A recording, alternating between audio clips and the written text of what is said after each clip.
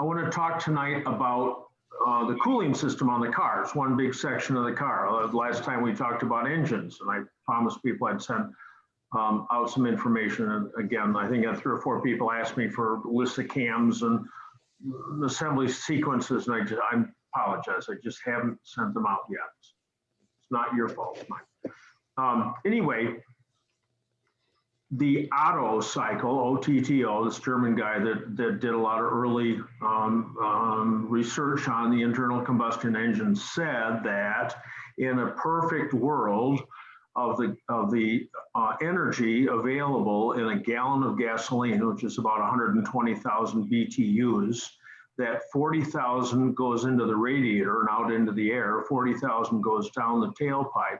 And if everything is perfect, 40,000 is available at the flywheel.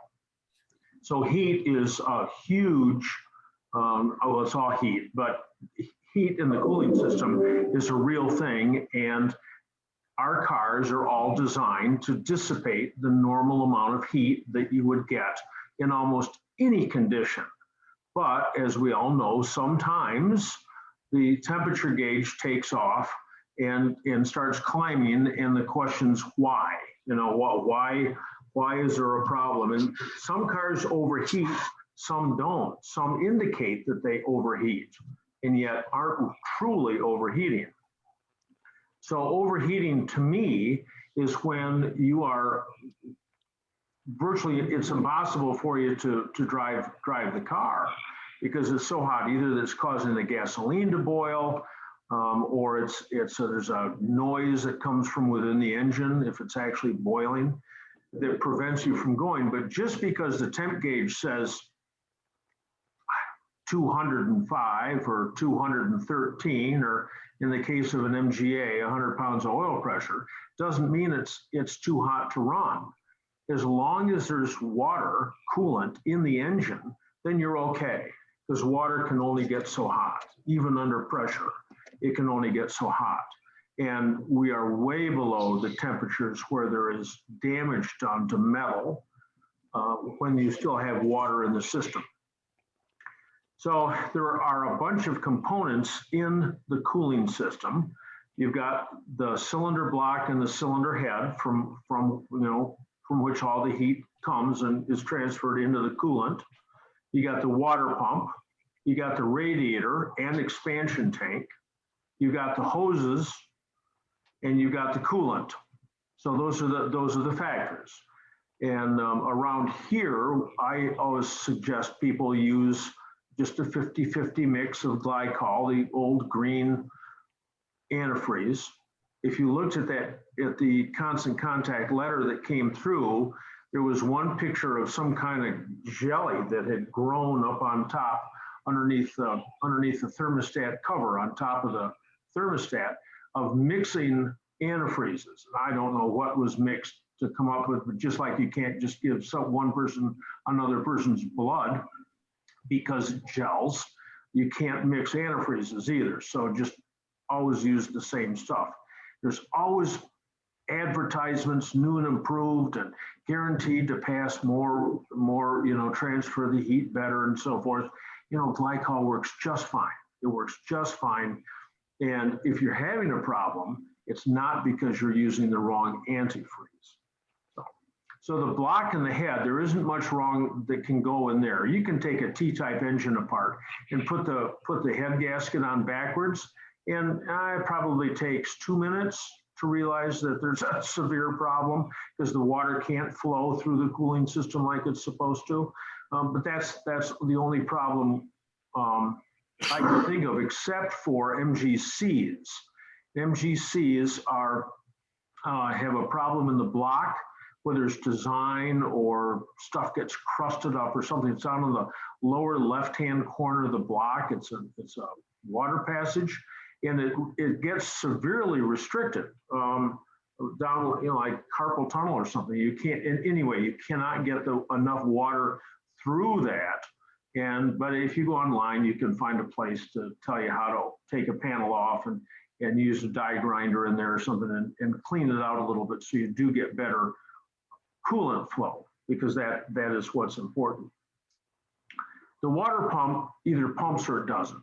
I mean, there's no, I mean, I can tell you that in 50 years of doing this, I found 2 or 3 pumps ever that the impellers broke free from the shafts. And so it looked like it was working, but the impeller wasn't turning. The function of the water pump is to draw the coolant up off the bottom of the radiator, the cooler coolant, and push it into the cylinder block and head, and then it comes out of the head and goes back into the top of the radiator. So the water pumps just don't fail. I mean, sure, you know, you've got the cylinder head off and you've dropped a nut down in there and the thing started to turn and you shout up the impeller or something fierce. There's always some bizarre stuff that can happen, but the rule of thumb is the water pumps don't go bad.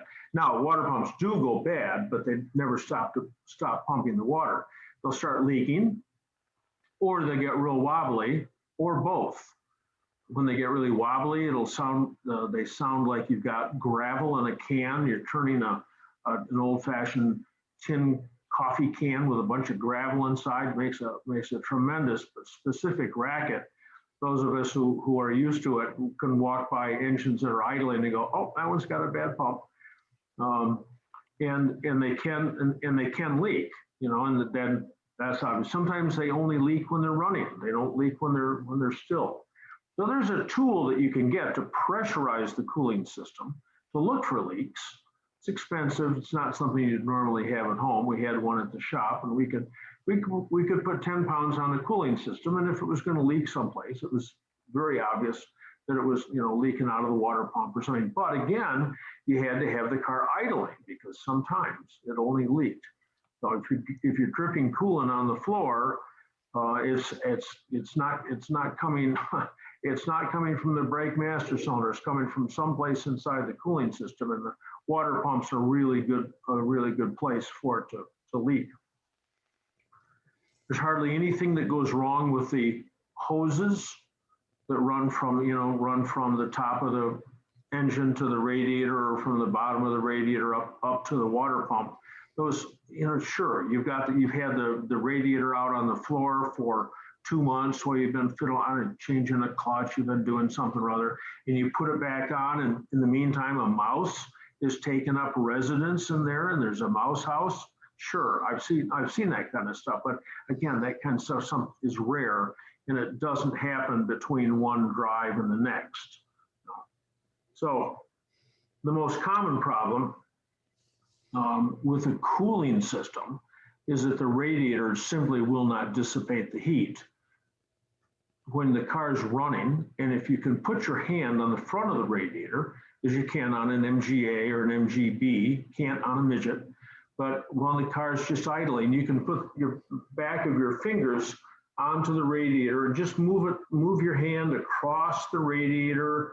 And if you suddenly feel a column that's like stone cold, well, duh, there's no water going through the tubes and cooling.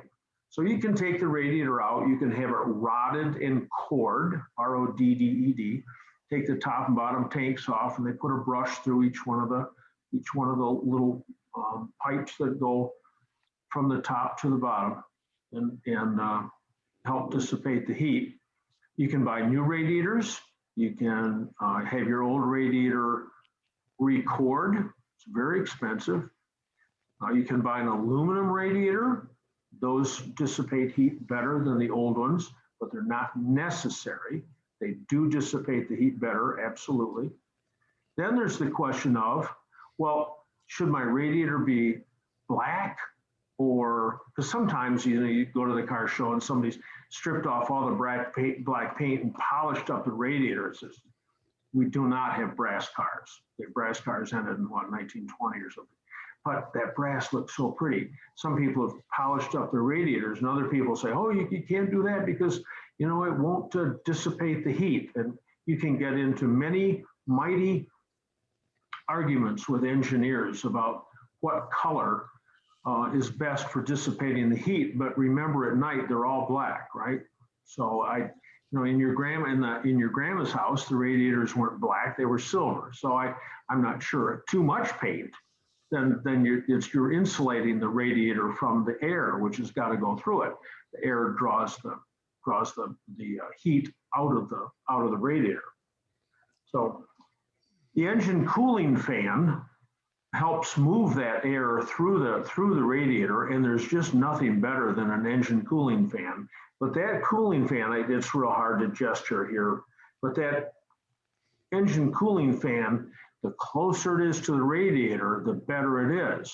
Until, of course, you get too close or you go over a bump and the engine moves fore and aft, and you swipe a great big radius into the back of the radiator, and it starts leaking, and it's a mess. But you want to have that fan running as close as you can. Now, 77 through 80 MGBs had electric cooling fans, and there's no better fan that you can get than those twin cooling fans on a B.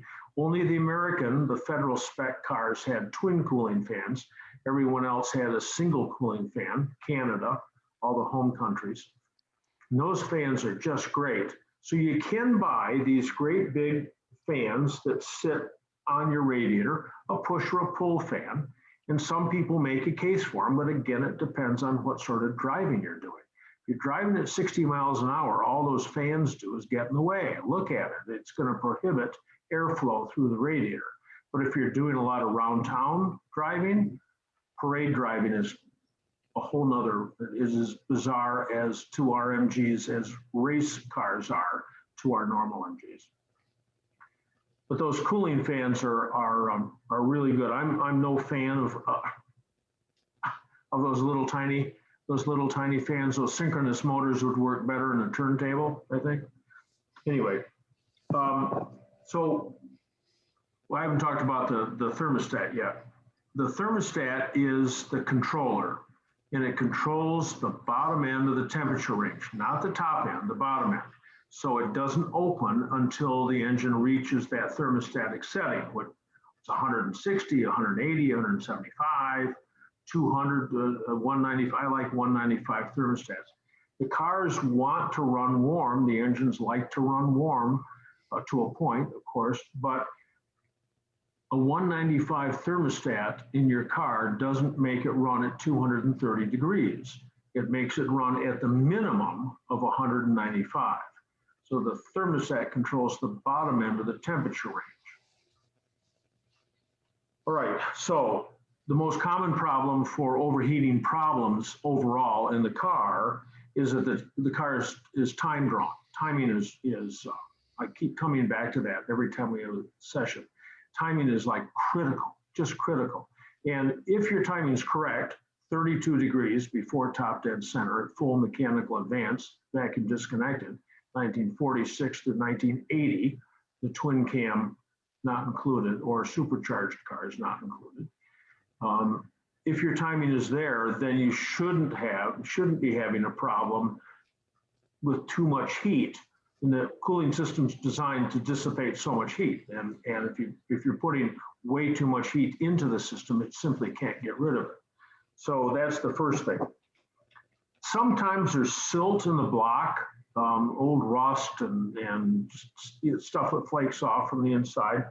And it gets inside the cylinder block. That isn't very common, but it can be an issue, which is why when you have an engine rebuilt, you'll always have it hot tanked. That's pretty old fashioned, or have it burned, heated up and cleaned so that everything on the inside is as clean as it can. I already talked about the water pumps, and they never fail to move water. What about the spin rate? If you make the water pump run faster, is that better? I'm not an engineer, I don't know, but I do know if they're spinning too fast, you get cavitation and then you don't get any water moving or coolant moving at all. I don't think that happens with our cars, but sometimes there are different pulleys. On the MGB, for instance, in 1975, they put a bigger front pulley on it, although it seems to me the water pump pulley stays about the same size. So maybe it gets a little bit bigger to accommodate that larger front pulley. We talked about the plugged up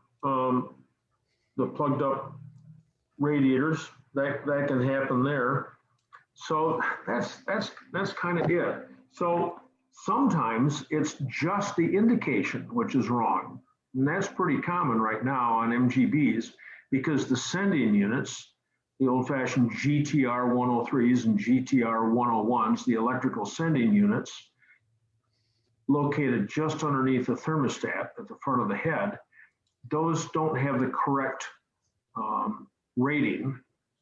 They're made wrong, and therefore your temp gauge will read high. Now, 68 through 80, there's other reasons too. You can have a faulty voltage stabilizer, and then the temp gauge will read high because it's getting too much voltage. But then the fuel gauge will read high also, because they're both powered from the same unit. You can get a handheld, I mean, everybody's used to those, the guns, those infrared guns.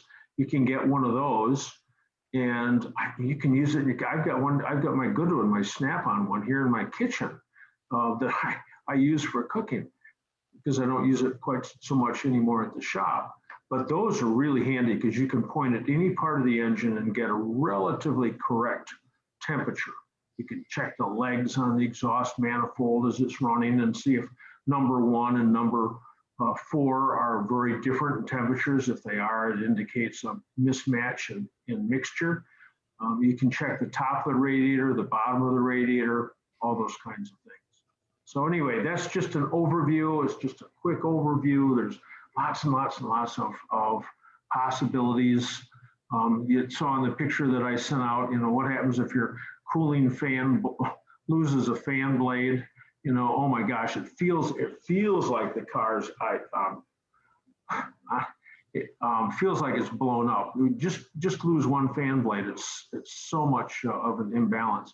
And if the fan blade isn't straight on the old metal fans, if you've got one blade that's up some and it's wobbling as it runs, it'll cause the water pump bearings to fail prematurely.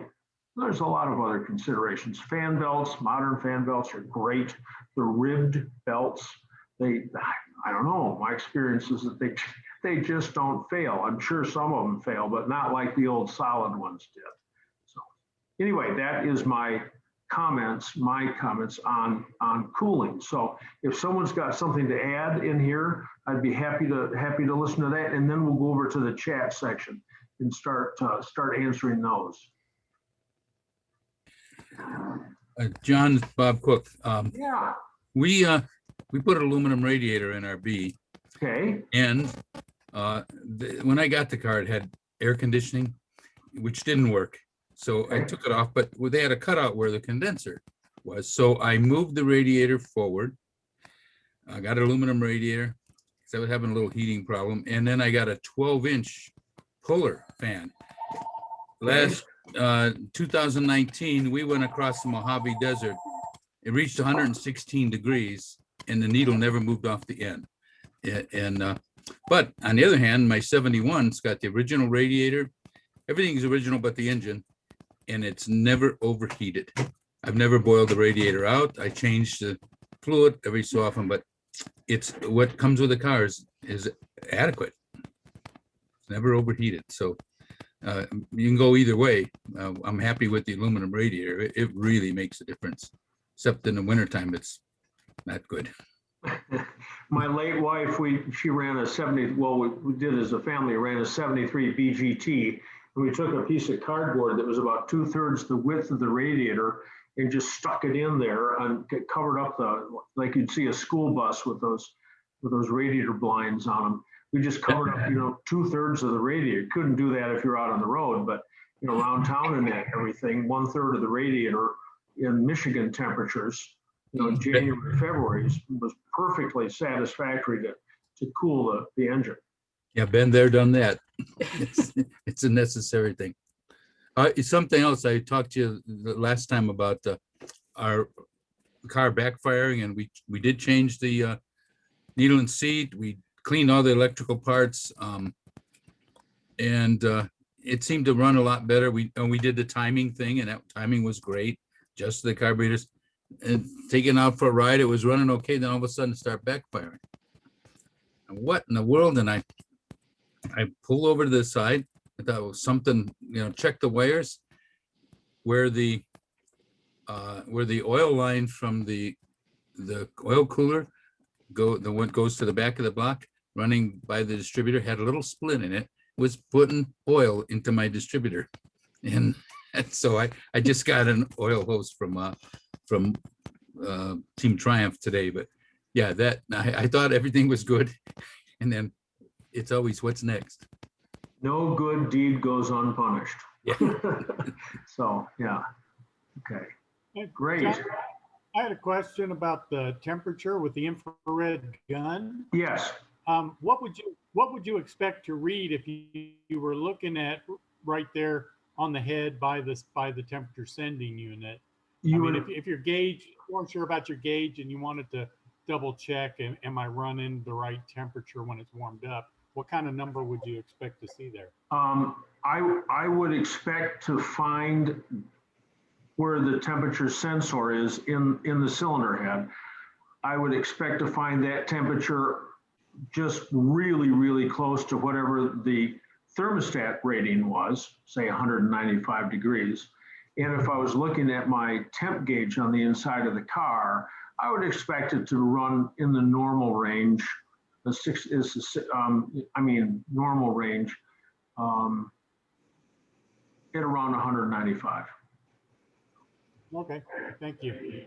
John, Yes. could you comment on the use of water wetter and also the little sleeve that you can put in at Yes. your thermostat? Okay. So when the car starts up, when you start it running in the morning, the thermostat's closed, so no water goes through the radiator. But the water must circulate between the head and the block, and it all must warm up at the same time. You don't want to have hot spots. Danger, danger. So there's a little bypass hole that's incorporated in the A series and B series. Or A series is a little tube between the water pump and the head, and the MGB has it drilled through there. And this is to allow water to move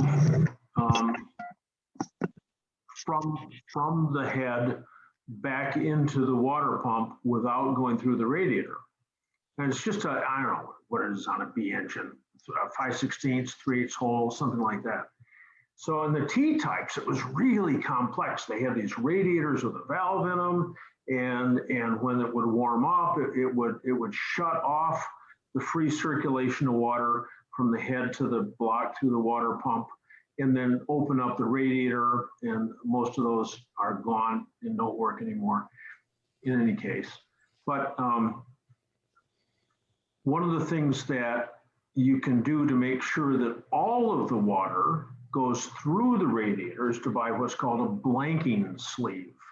And this blanking sleeve is designed, this is on the B series engine, MGAs and MGBs, and MGCs, is designed to not allow that warm up because you've got no thermostat. Therefore, all the water goes through there. I've heard people say, oh, you don't want to use that because the water will go through the radiator so quickly that it can't dissipate the heat. And I go, well, yeah, but when your finger's burning, and because you've got it stuck in the wire wheel or you touch something, you just use the torch and you put it in water. You've got a bucket of water. You don't just let it sit there. You move it as fast as you can, so there's always cool water around your finger. So I'm not sure water can go through the radiator too quickly. So I don't think there's a downside. But the downside of the blanking sleeve is that you don't hit that bottom temperature that you should to control. An engine is like the human body. Human body runs within a tiny little range. The engine can run through a much larger range of temperatures, but it wants to run at a certain temperature. That's where you set it up to run. So it idles well, runs well, all that kind of stuff. The rings have expanded to a certain point.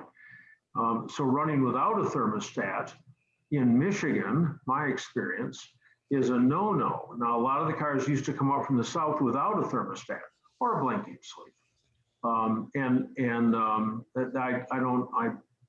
Race cars maybe, but I don't see any point putting one on a modern, on a regular use around town car.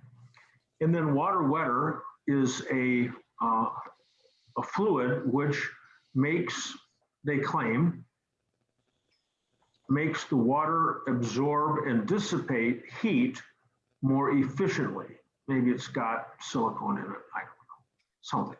And some people say, oh my gosh, you know, my car always ran hot and I put that stuff in it and it's great.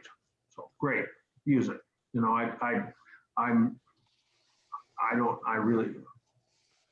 don't know if it works or not, really. I mean, I've never seen, it's probably out there, you know, actual tests and so forth, but just ethylene glycol and water should be okay. So, John, George, fast thing on the 77 to 80 electric fans. You got to make sure you don't have them hooked up in reverse, because or one in reverse and the other one going the other way, it'll cause a problem. that's Now, for sure. I have one question. There are thermostats out there that will fail open versus failing closed. Do you recommend those? If you had the choice, yeah, you'd want it to be able to, because if it's closed, you can't drive home. Right. If it's open, maybe you got to have the choke pulled out, or maybe the car runs poorly. There's just another comment about thermostats. And thermostats used to have a little tickler pin in them, because when you put the whole cooling system together and fill up the radiator, water goes down through the radiator and goes through the bottom hose into the water pump and starts to push the air out of the cylinder block. And that's supposed to end up back up in the radiator. So the whole system fills at the same time.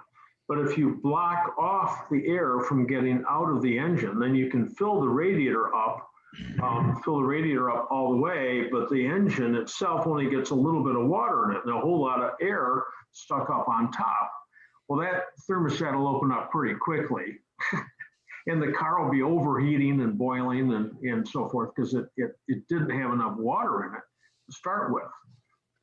So since they don't put that little tickler pin in the thermostats anymore, you must yourself drill an 1/8 inch hole over on the edge of the disc so that the air can make its escape from the engine block when you're filling it up. I had I had two customers do this. One with the TF, and I'm not sure about the other one. And you know, he dutifully filled up the radiator all the way right up to the top and started driving, but he had this huge airlock inside the engine. Pretty bizarre, but it does happen. MGCs get airlocks all the time. You got to work really diligently with an MGC engine, even if you're running it full and the water's coursing through all the passages. It will not clear out all the air that's inside there. So MGC owners know what to do. Usually taking the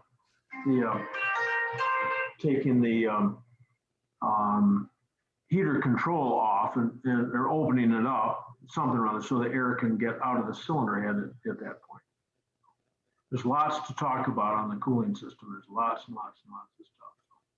So anyway, we are over to our chat section, and people are weighing in, saying hello. How do you do? How do you do? Eric Gebhard, John Willoughby, and let me see if I can try to make here we go. And David Wren from Auckland, New Zealand. David, how do you do? I don't know, is it tomorrow there already? Eric Gebhard writes and says, I did a rebuild on my 52 TD Mark II. I'm learning, so it's nowhere near perfect. It's not running right. It's burning a little oil, and there seems to be some pressure in the crankcase, maybe, or at least excess oil in the valve rocker area. What should the leak down be, and how should I use the results? So there's a leak down test that you can do on engines by pressurizing, letting the rockers all the way up so the valves are all the way closed. And then you pressurize the cylinders and judge how much air is getting down past the compression rings. I never saw a point in doing that on our engines, because if it is a problem, you're gonna have to take the head off. And when you take the head off, because it's unclear sometimes whether the leak is out of the exhaust valve, out of the intake valve, or past the rings. But anyway, there shouldn't be, on a TD, there should be no pressure on the inside of the engine, none. You've got an oil draft tube that's as big around in diameter as my thumb, and that vents all those fumes right to the ground, unless you got one of those fin valve covers. Those don't vent so well, or you've poorly installed the piece of cork that goes on the side cover. It covers up all the cam followers and push rods. If that's jammed up against where that's supposed to vent out, then yes, you can get crankcase pressure. If you have crankcase pressure, it will leak oil out of every orifice and burn a lot of oil too, because the oil scraper rings can't do the job. Some of the modern pistons that you buy could have been made a little better to dissipate to scrape away the oil, let the oil get back in the sump.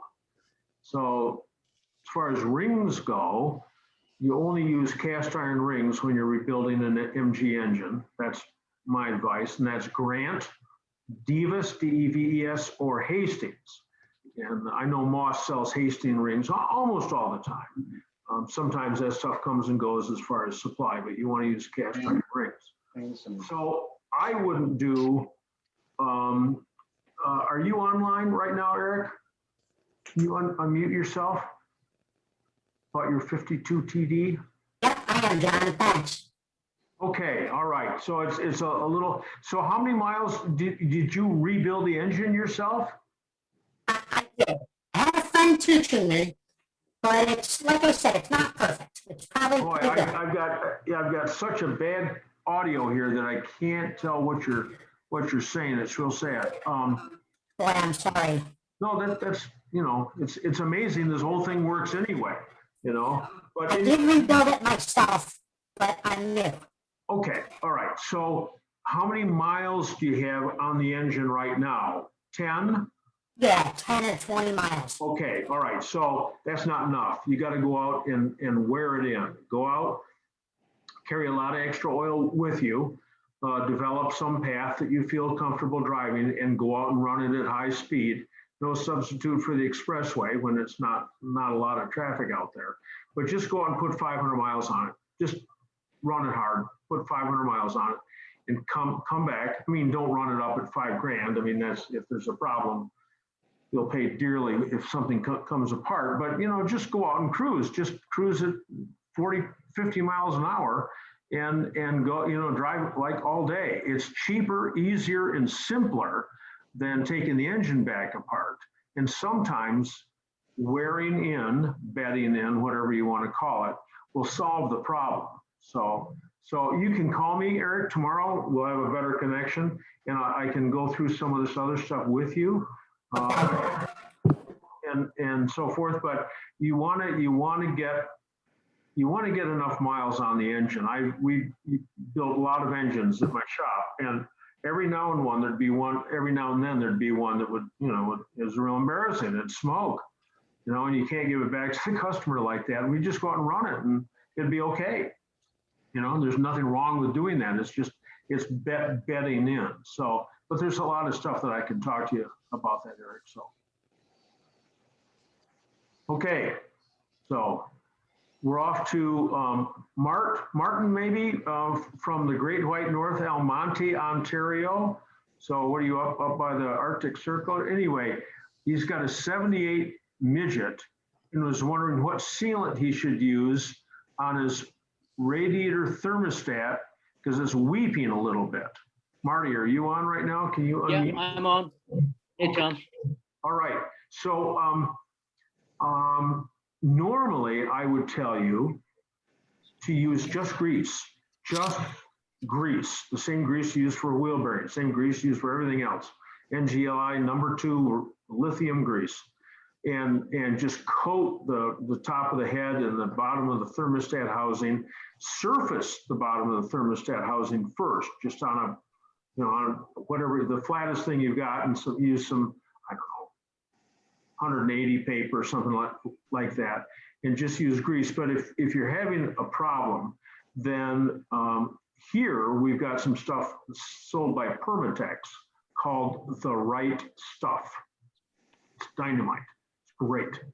And I don't like using that on cooling systems. I just use grease on water pumps and heater control valves and thermostat housing. So it all comes back apart again. But you can't have a leak. So if it just seems to escape you on how to get those surfaces flat, then use the Right Stuff. That's probably available at Canadian Tire. You know, so. Yeah, it's not an awful lot, John. It doesn't go down an awful lot. It's just when I shut the engine down, you can see a bit of, you know, a wetness around the seal. You know, where you put the radiator plug at the top. Yes, well, right at the top there, that's a 1/2-inch BSP thread, British Standard Pipe, parallel thread. It's the same thread that's used for a T-type drain plug on a TC or TD or TF. So you can buy a brass one from Ed. Ed's still online. Call him tomorrow, and get a brass T-type plug. It's got a hex on the top, and you got to use a gasket with it, and then you use some grease on that, tighten it down. Do you have a metal plug in there, or do you still have the plastic plug in? It's a black plastic plug, but I did get a brass one though. Okay. I haven't put it in. Because if you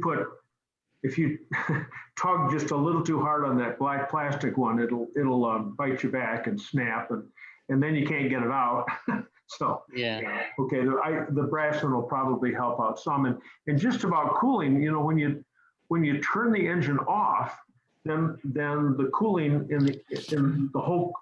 the cooling stops, and the temperature of the engine and radiator and everything just skyrockets.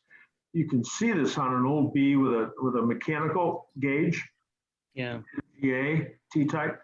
You turn the car off and that temp gauge just goes way up, and because modern gasoline with the alcohol boils at much lower temperature than original gasoline did, then you can have problems on a restart. Okay, so just take the top off the 2 bolts and depressurize, and then just clean off any old sealant and put a new gasket then. And put a piece of sandpaper on something flat, you know, whatever, you know, piece of glass, whatever you've got that's really flat, and scrub it so that you know that the bottom surface is all smooth. Those are all aluminum parts, and if the cooling system gets a pH, you know, higher than 7, then it starts to eat away at the aluminum and so forth. And some of those are just eaten away on the inside, and they perforate. You know, they perforate from the inside out. So right. Sometimes it's surprising. Just one last question, John. How often should you flush the system complete? So I only put on about 500 kilometers this last year. So it's not a function of mileage. Okay. It's a function of time, and every couple of years now, you know, it would make sense. We had a service at my shop called a complete lubrication, and just at the very, very end, we started including draining the cooling system in that. And if you drain the cooling system, if you take some, you know, there's like 17 hose clamps or 19 hose clamps on that car. It's just, oh my gosh, there's so many hoses. But if you take your garden hose and open up some of those lines and put it into, especially around the heater box, you can flush the heater box out, because that just loves to collect silt in there. You can put a garden hose up against one of those hoses on the heater box, and the other hose will run red, you know, from the rust, so forth, and picked up. It'll run red for 20 seconds. So every couple of years, it applies.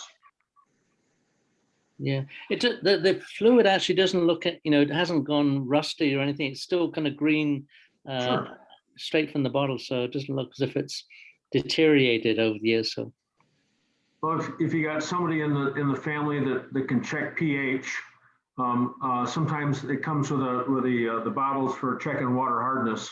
If you got a well, you can check the pH and make sure it's not gone too basic.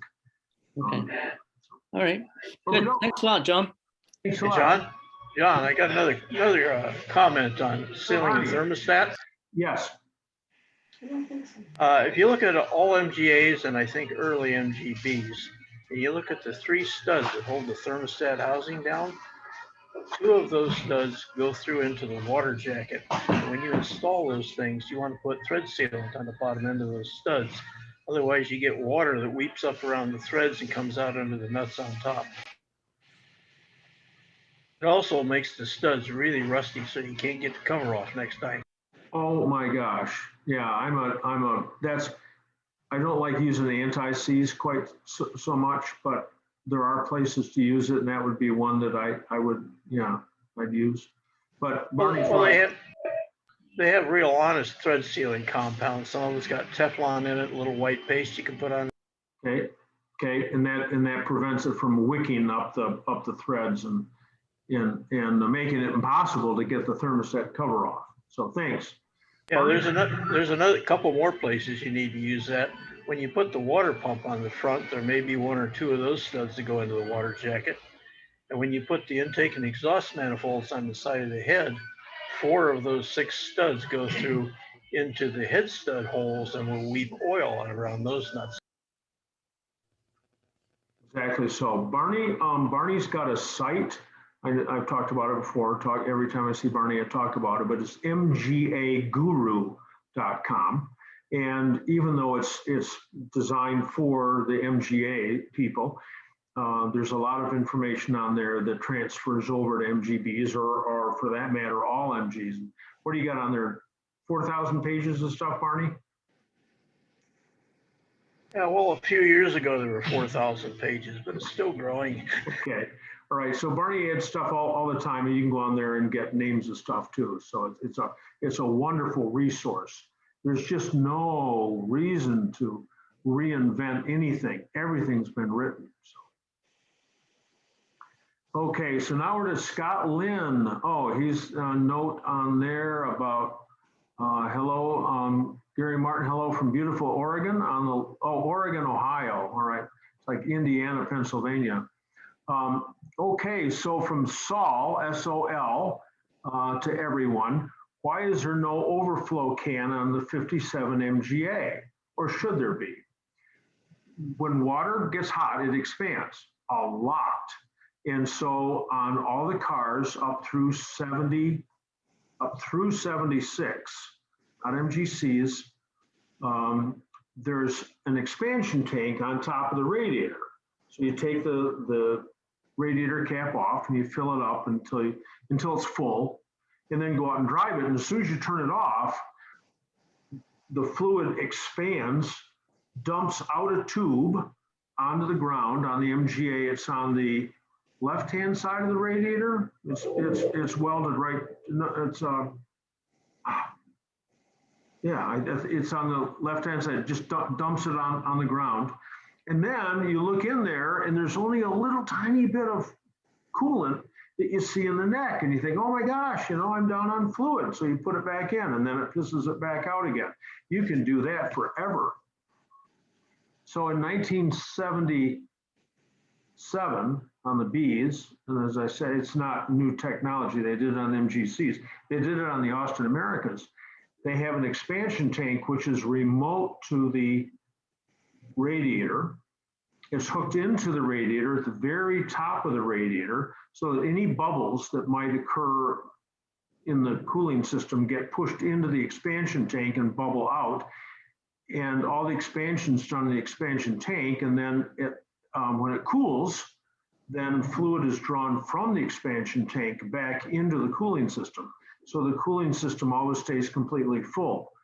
It's not necessary for any of our cars. The MGA works just fine, just the way it is. So it doesn't need an overflow. Some people put a collection tank on their car. The Midget 1500 has one, great big thing. underneath the right front fender, that's beyond the expansion tank, so that you don't drip green antifreeze on the ground that goes into the expansion tank. But from the expansion tank, it cannot get back into, or from the overflow tank, it can't get back into the expansion tank. So your MGA doesn't have an expansion tank that's distinct from the radiator, and it doesn't need one. So that's my view. Okay, so Judd says he's got Tom Longa's thermostat housing on his 53D. What temp thermostat do you recommend for driving up and down the mountains? And I mean, T-type, you know, I'm a 195 guy, so I'd put the 195 in there, and just that's the temperature that the engine likes to run at. But if it turns out that that's too high for some reason, then you can move back to the 180. So there's a lot more energy, a lot more heat put into the radiator when you're climbing. I don't know if I don't know if you remember, but I had a really bad overheating problem, and there were all kind of good reasons. Somebody put a plumber's plug in the rear freeze plug hole and blocked everything up. Anyway, all that's gone now. And I'm thermostat, and I'm going to put one in because I'm having to use the cardboard sheet to get the car to get up to operating temperature. Before it does that, it sputters and spits and hates it. So I'm putting one in, and actually you answered the question in your opening remarks of 195. So that's what I'll go with. How much do you think a thermostat that's fully open restricts the flow of water any more than not having a thermostat at all? Not. Okay. I don't think so. I mean, look at the size of the hose that comes up from the bottom of that TD radiator. Mm-hmm.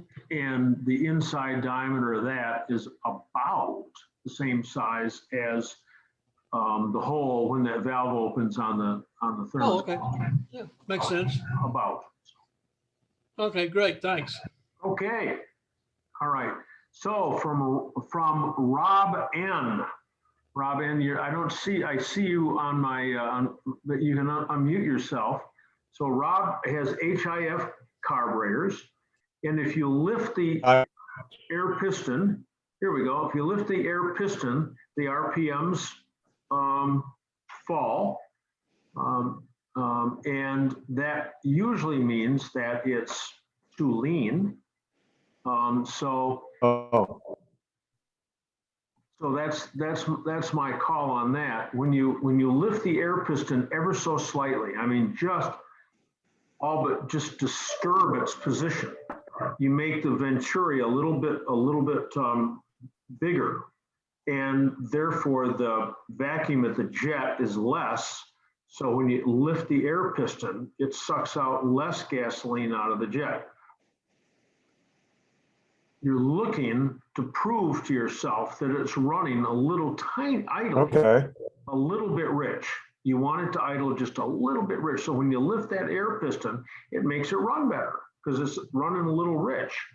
But as soon as as soon as you lift it, then it stabilizes and falls off. So so when you screw the adjuster screw on the HIF in, it drops the jet, making it rich. And when you unscrew it, it makes it lean. So clockwise is rich. Every hour that goes by, you ought to have more money in your pocket. Use some stupid little ditty or something just to keep that like righty-tighty, you know?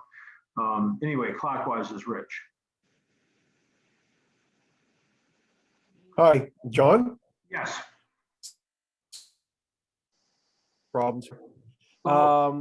Yeah, so when you lift it and the RPMs drop off, then you'd want to screw the screw in, and you make the first adjustments in whole turns, and then as you finally find the right position, you first are in full turns, like going to have your glasses, right? Is this better? Is this better? You know, you like A or you like B, and then full turns, and then once you get the range, then you go half turns, and finally quarter turns until it's where you want it to be. And that is, if you have a moving coil tachometer, one with a needle, you can see it rise in RPM about 50 RPM. When you lift that piston ever so slightly, it'll go up about 50 RPM and then fall away. Can't use your finger. It's really difficult using the piston lifting pins because you really don't know when you're going to hit the piston. I like to use just a screwdriver. This is a pencil. This is not a screwdriver. Yeah. Little tiny screwdrivers, and just push it down the throat and rotate it just a little bit. And the blade will lift the air piston just a little bit. And it's really controllable. And you can then judge the change. Okay, that's what I'm using. I'm using a screwdriver, small screwdriver, and I'm just turning it so that the blade is up to lift the piston. And the RPMs, like the engine almost dies. Mm-hmm. So does that mean I have to screw it in? Yes. Okay. Is there a starting? Sorry, my computer cut out on me there. No, Is there a that's okay. starting position? No, Like, just do it. Once it's warm, once it's all warmed up, chokes off. Right. And just do it. And the first thing is to make sure the airflow is the same in each carburetor. Right. Once you've established that, then just disturb the position of the vertical position of that piston as little as you possibly can, and judge the change in RPM. And if it falls, it's too lean. Okay. All right. Yeah, because every book I have, it either says it's too lean or too rich.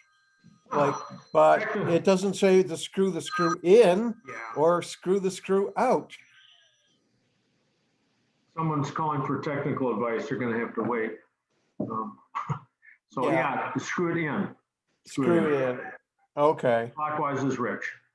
All right. Thank you very much. Hey, you're very welcome, Rob. Good luck.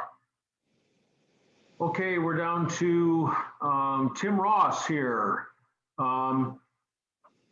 Startup rebuilt engine on a 72. How do I get oil pressure? Is cranking enough? So Tim, that's it. So Hi there, John. How are you? Hey, great. Where are you calling from? I live in Fredericton, New Brunswick, Canada. Oh my, okay. And I remember Barney Gaylord was talking to us at our car club about 3 years ago. So small world. Small world. It's the MG, the mark of friendship. So very nice.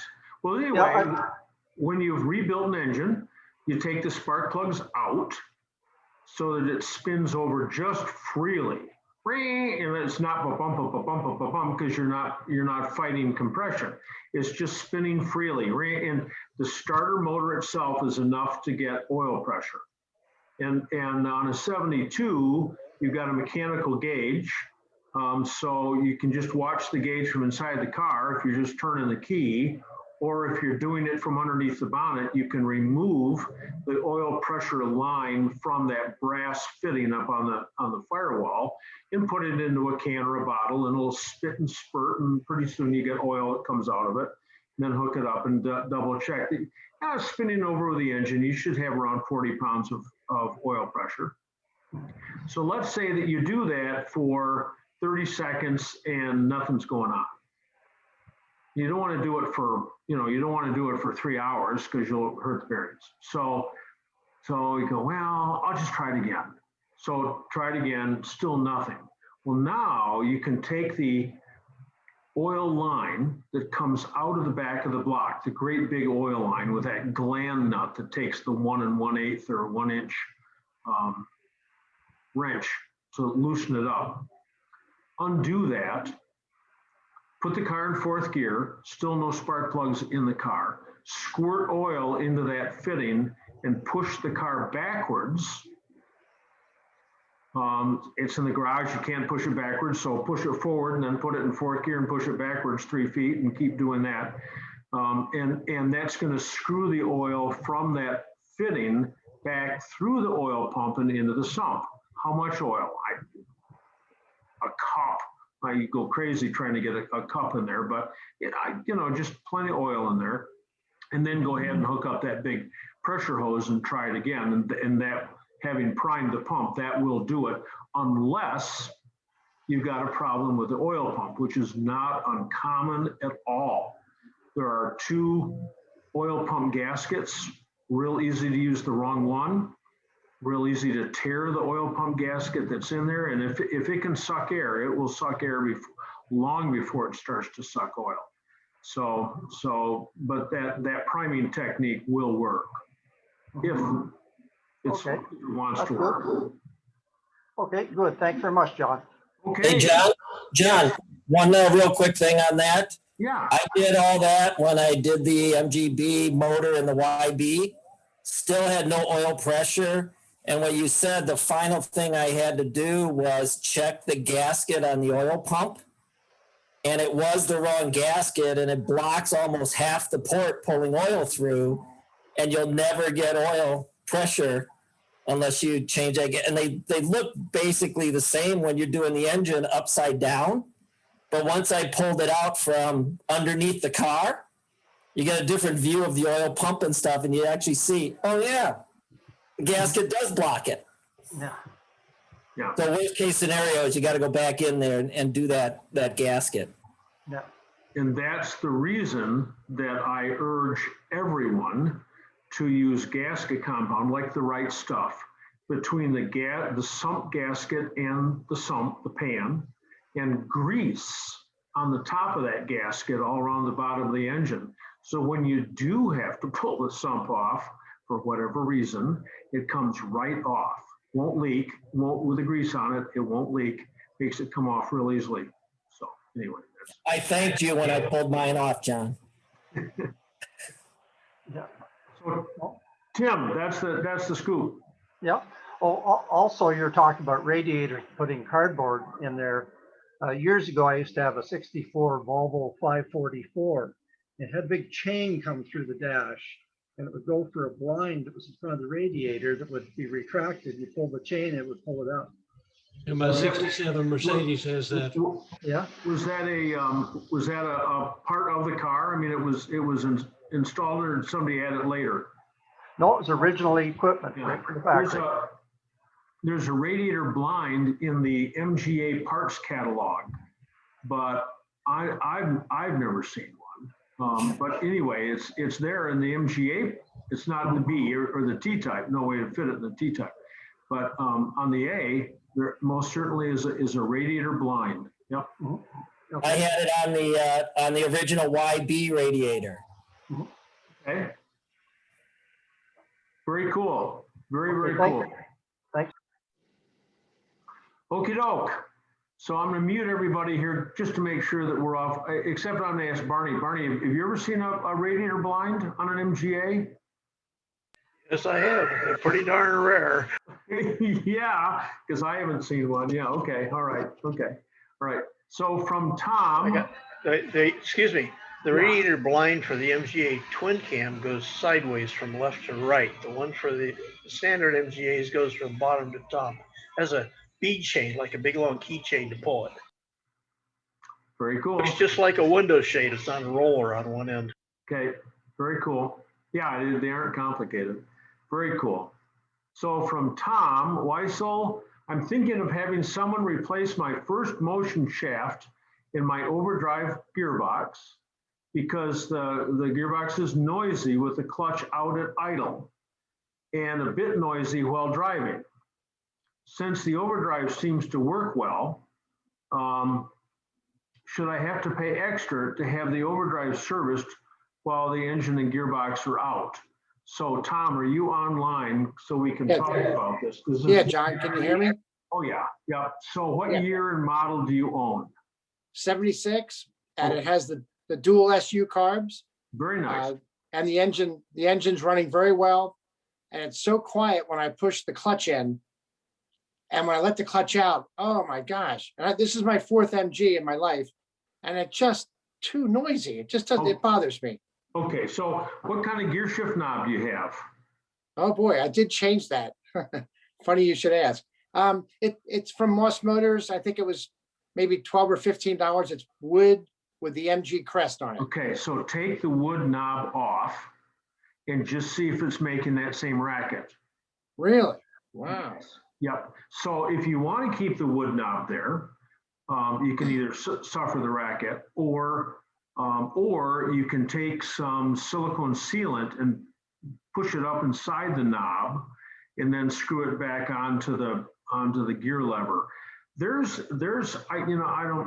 don't understand exactly how a guitar works, but you got strings and you got wood there, right? And the wood reverberates, picks up the harmonics off the strings, and not suggesting it's the same thing, but it's the same type of thing. And those wood knobs really can cause a racket. The gearboxes are noisy when you let the clutch out because everything's turning and it's swishing. That's what we usually call it, swishing at idle. And if you grab the gear lever, you can reduce the swishing. If you take the console off and the gear boot off, you can take a piece of 1/2-inch heater hose about that long and push that down around the outside of the gear lever. Well, before you even do that, there's a triangular flange. It's round flange, triangular bolt holes. And it's got a hemisphere that holds the gear lever in place. That gets worn. You can take that out, take a hammer and adjust the hemisphere, and it'll tighten up the gear lever. There's a brass bushing with a spring behind it. It's called an anti-rattle bushing. You can change that. You can put that piece of hose on it. So there's a lot of stuff you can do to get rid of that noise, but there is noise. If you notice that your gearbox made more noise in first, second, and third, well, and reverse, but first, second, and third, but not so much at all in fourth, then I would be in the neighborhood of saying there's something wrong inside the gearbox. But I think you're premature in deciding that it's the first motion shaft bearing. So you always do the cheapest, easiest stuff first. So just try that. Yeah, I did have an expert look at it, and that was his right away. As soon as he sat in the car, I let the clutch out, and he said, "Oh, yeah, it might be." Yeah, and I held on to the knob, and I couldn't get the sound to be lesser. However, do you think the previous owner might not have put sound insulation under the carpet? Is that required? Is that something that's normally there?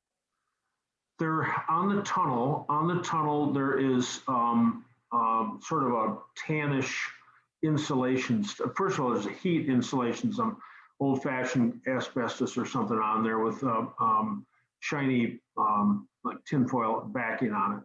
And then over that is the insulation, and over that's the carpeting, and over that sits the console. But take that, take the gear lever out, put it in neutral, take the whole friggin' gear lever out. You have to reach in there with a 1/2-inch socket and take the shoulder bolts with the spiral collapsing helical washers. Just take it out. And then start it, and no oil's going to come flying out of everything. And listen to it then and see if it's still there. If it's still there, then it has nothing to do with the gear shift knob. But do some more diagnosis first. Okay, good, thank you. John, if I could interrupt here. Yeah. I had a really noisy gear shift lever, and it turned out that there's a little neoprene collar on that ball at the bottom of the gear shift lever. You've got a midget. No, I've got an MGB. Okay, all right. I got an MGB. I got an MGB GT. Okay, all right, okay. And when I pulled the lever out, it was all kind of greasy and everything else, but the little neoprene collar was missing. So it was rattling away. The gear shift lever was rattling away with the transmission. Yep. So do some more investigation. I would be hard pressed to listen to your gearbox and diagnose it as that bearing. I had a guy come one time. He drove a magnet, like a ZB magnet, from California to Flint, Michigan. Why would you go to Flint, Michigan if you're coming from California? Anyway, he had relatives there. And he called me up partway along the road and he said, "I've got a bad left front wheel bearing. Can I stop by and have you change it?" And I said, "Help me out, dude. I wouldn't be able to diagnose a bad left front wheel bearing by listening to it. And he said, well, I've been in the car for 2,000 miles, he says, and I've been listening and trying to figure it out. So anyway, I wouldn't have been able to figure that out either. It may be your first motion shaft bearing, and it may be that that's something that fails on other vehicles, but I don't know it to fail here. Thanks, John. And should I have the overdrive looked at? It works perfectly. Should I leave that alone? And if it does come out, the transmission. If it does come out, there's some stuff. It's a 76. You sure want to change the lockout switch up on the remote control housing. You sure want to change that switch. It's the least accessible electrical component in the vehicle, and it's really expensive to change it later. And that can't that be done with the transit in the car? It can be done with special tools, right? It can be done, but it's a real bear. So if your gearbox comes out, you change that so you don't have to do it. Yeah. Talk to me again, Tom. Call me when you do that experiment, take the gear lever right out, or you want to know how to get it out. Thanks much, John. First time talking to you. Thank you. Okay. Hey, thank you. Outside Philadelphia. Okay, great. John Willoughby said, what's the Ed Cook website? And again, that's Abingdon Spares, D-O-N, Abingdon, D-O-N. That means there was a wall around the city. T-O-N means there was a moat around the city. That's the suffix on city names in England. I wouldn't have known that, but Peter Thornley in one of his addresses told us that. So got a lot of here we go. It's over on the chat section, what their website is and so forth. So Gary Maves wants to call out all those who watch and don't donate. Thank you, Gary. Don Bueller, here we go. On your tune-up memo, the complete TC-TD-TF tune-up, you talk about spark plugs in the gap. Either 35 thousandths unless fitted with the original coil. Can you explain why? Yes, because the original coils are all but done. Coils, everything fails eventually. Ignition coils don't fail very frequently, but they do. And if you've still got the original coil on the car, it may not be capable of putting out a spark to jump 35 thousandths repeatedly at high speed. That's why, just because the voltage isn't there. Best course of action, change the coil. I think I saw maybe Moss had a replacement, a modern coil that looked like the original coil. And some people are really concerned about originality. There are two big areas here, form and function. I was just talking to a guy the other day, and he was complaining about switches in his car, and somebody changed some switches. And I said, I had a coach who broke every single rocker switch in his car and replaced them with switches that you'd use in your wall in your home. I mean, they work just fine. Function is perfect. Form is awful. So anyway, secrets to put in a new coil in the car, but that's why 35 thousandths if you got a coil. And you know, check the spark too. You know, and if you get a nice crisp spark that's 3/8 of an inch long out of the coil wire, out of going to the spark plug, you're home free. So that's why. Are you still on, Don Bueller? Yeah, thank you, John. I appreciate it. Where are you calling from? From Salt Lake City, Utah.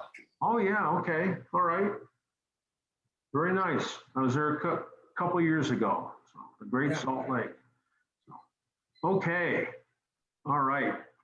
So here we go down to somebody already, Lee Jacobson, already getting an offer to buy. He's got a lot of T-type stuff. So Ed, you want to talk to Ed privately about that. And we've got a lot of comments in here about this. Okay, here we go. Here's a good one. From Peter Masson. Where are you calling from, Peter?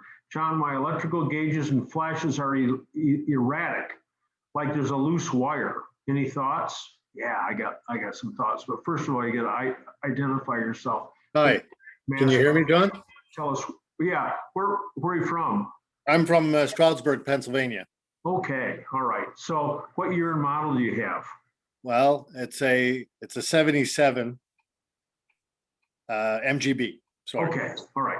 So there are two things on a 77B that'll cause that. It'll also cause the tach to bounce up and down, and the brake lights not to work and so forth. And that's the third fuse down in the fuse box.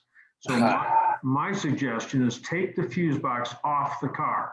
Now you're gonna look at it, you're gonna see all those wires and you're gonna go, ah, but take a picture of it first, you know, with your phone or something, and the wires only go back on and where they came off, although they may be on there incorrectly right now a little bit.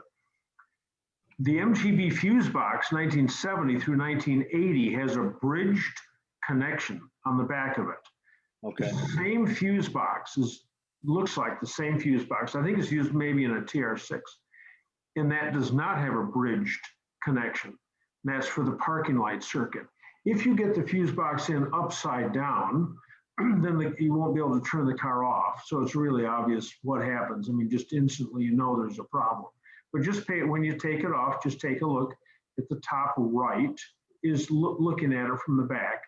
And you'll see that there's two sets of spades that are connected with a brass strap. So take that off and clean it. Sandblast it. Oh my gosh, that's just the best way.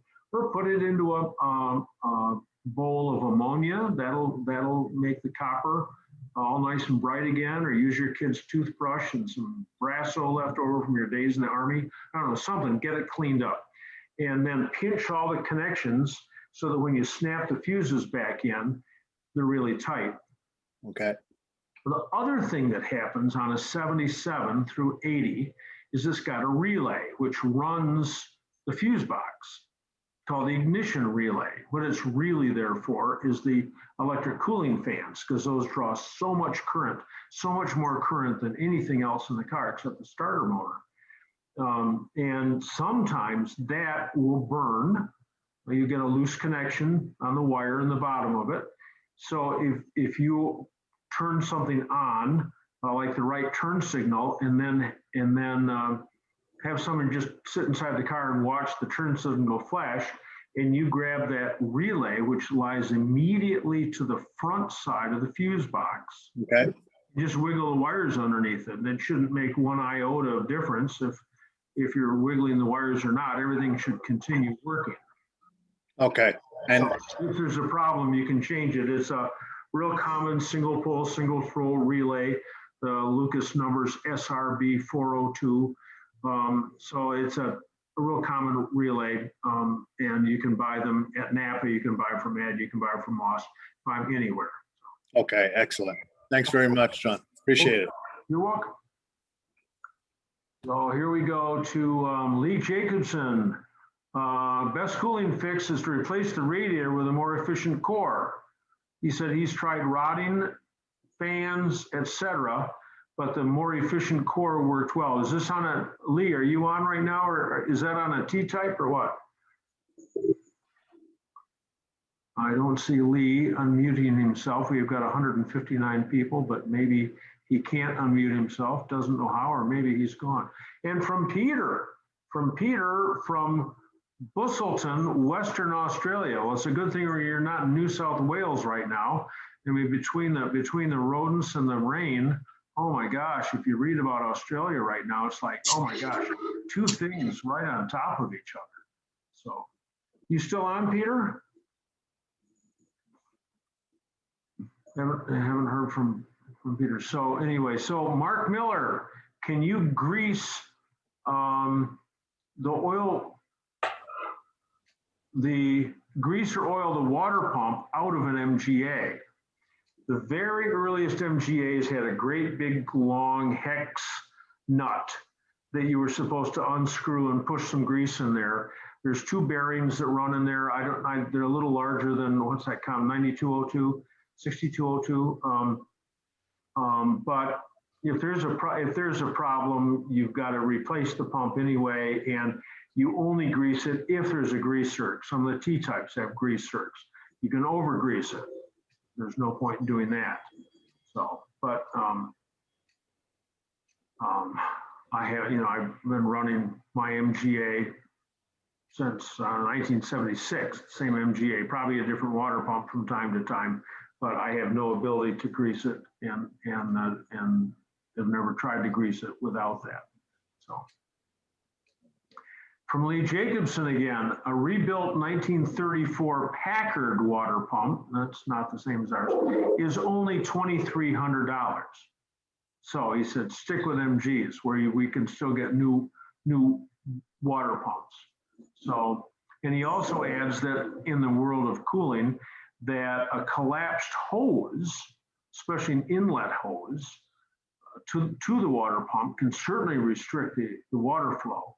So make sure you get them that are reinforced so they don't collapse, which I've never seen one that on an MG that would collapse. And then from Richard, he says, have you ever seen a radiator overcool?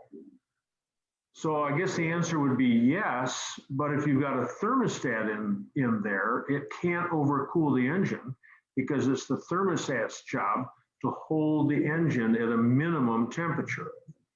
I did have a customer, I don't know when this was, 1978, and he was driving across Ohio in a blizzard that was, minus 10, plus you really can't use wind chill on a radiator, but if you could, that would be the perfect place to use it. So everything was lined up to cool that engine as best as he could. I figure his thermostat must have stuck open, and he said his temp gauge slowly fell to cold and stayed there until he got back up into Michigan, and then it went back up to normal. But that overcooled. He said he used, I don't know, 2 or 3 quarts of oil between the last tank and the replacement tank, and then it didn't use any more oil after that because it was just running too cold, and it was running too lean. He had to run with a choke part way out. So anyway, those things can and do happen, but they're really, really bizarre. So Lee also weighs in about the shroud. You can put a shroud on the radiator, but again, it depends on what type of driving you're doing. If you're running down the expressway and you've got a radiator that's this big, why would you put anything behind it to limit the air to go through it? It would be folly. But if you're doing a lot of around town use, then putting a shroud on, to me, I'm not a heating, cooling guy. I don't know this stuff. I'm not an engineer, but I just look at it, see what makes most sense to me. If you're doing a lot of around town use, then you can make a case for a shroud. The only one I know is for the MGA, that shroud. And Jim Holliday writes in from London, Ontario. Jim, how do you do? Is the timing on an MGC still 32? Vacuum disconnected? Yes. So disconnect the vacuum, rev it up until the timing stops. When the timing stops, it should be at 32 degrees before top dead center. This has, Hey, John. Yes. John, Yep. the MGC comes from the factory with a shroud on it. You're right. Thank you. Which is blows my my stuff out of the water. You're right. Thank you. Hey, while I'm still here, I got a question further on. Maybe I could ask it. When I'm at the track checking timing, okay, on the twin cam. Yes. If I borrow 3 different timing lights, I'll get 3 different results. Yeah. I don't know what to tell you. The best, take the highest and lowest and average it. I don't know. And I think your maximum timing on the twin cam is around 28. Yeah. And it doesn't change a lot on a MGB with a blower either. That's back around 28 or so. But that timing has to do with the construction of the cylinder head. We've got the Westlake. You see that tag on the top of your cylinder head, the sticker that goes with Westlake patents. It has to do with a swirl, and that's why it's 32. Other cars are different, but our cars, non-twin cam cars, are always. The MGC was noted for overheating, and maybe that was the factory's attempt to try and cool it down. But But I think your comment earlier with the C and getting all the air out of the head is really important, you know. For sure, for sure. And also the water down towards the bottom of the block at the left front. I can't see it in my head, but there's a restriction down there. I mean, the hole should be as big as your thumb, and it's as big as your little finger. It's supposed to be the size of an old silver dollar, but now it's only the size of a quarter. Something you get in there with a Dremel tool or a die grinder and hog that out, and you get much better cooling. Absolutely, I've seen it. Yeah, it's flashing or something from the original casting or something that. Yeah, you're right. Yep. Yeah. Thanks a lot. Okay, Jim. While you're on that subject, expand a little bit. Is too far advanced overheat and too far retarded not overheat? How does that relate? If the car's too retarded, I don't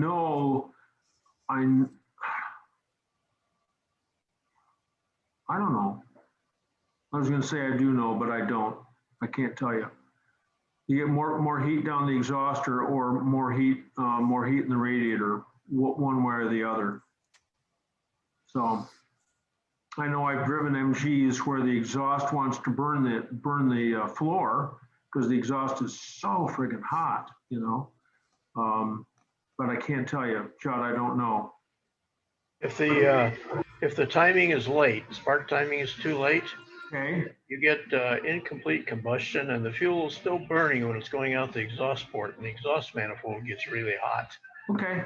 You end up with less efficiency for fuel mileage, so you end up having to push the gas pedal down farther to keep the car going. So then it runs warmer in the cooling system. So retarded timing makes the radiator hot, the exhaust hot. Yeah, but it also makes the radiator hot because you have to give it more throttle to make it go. Okay.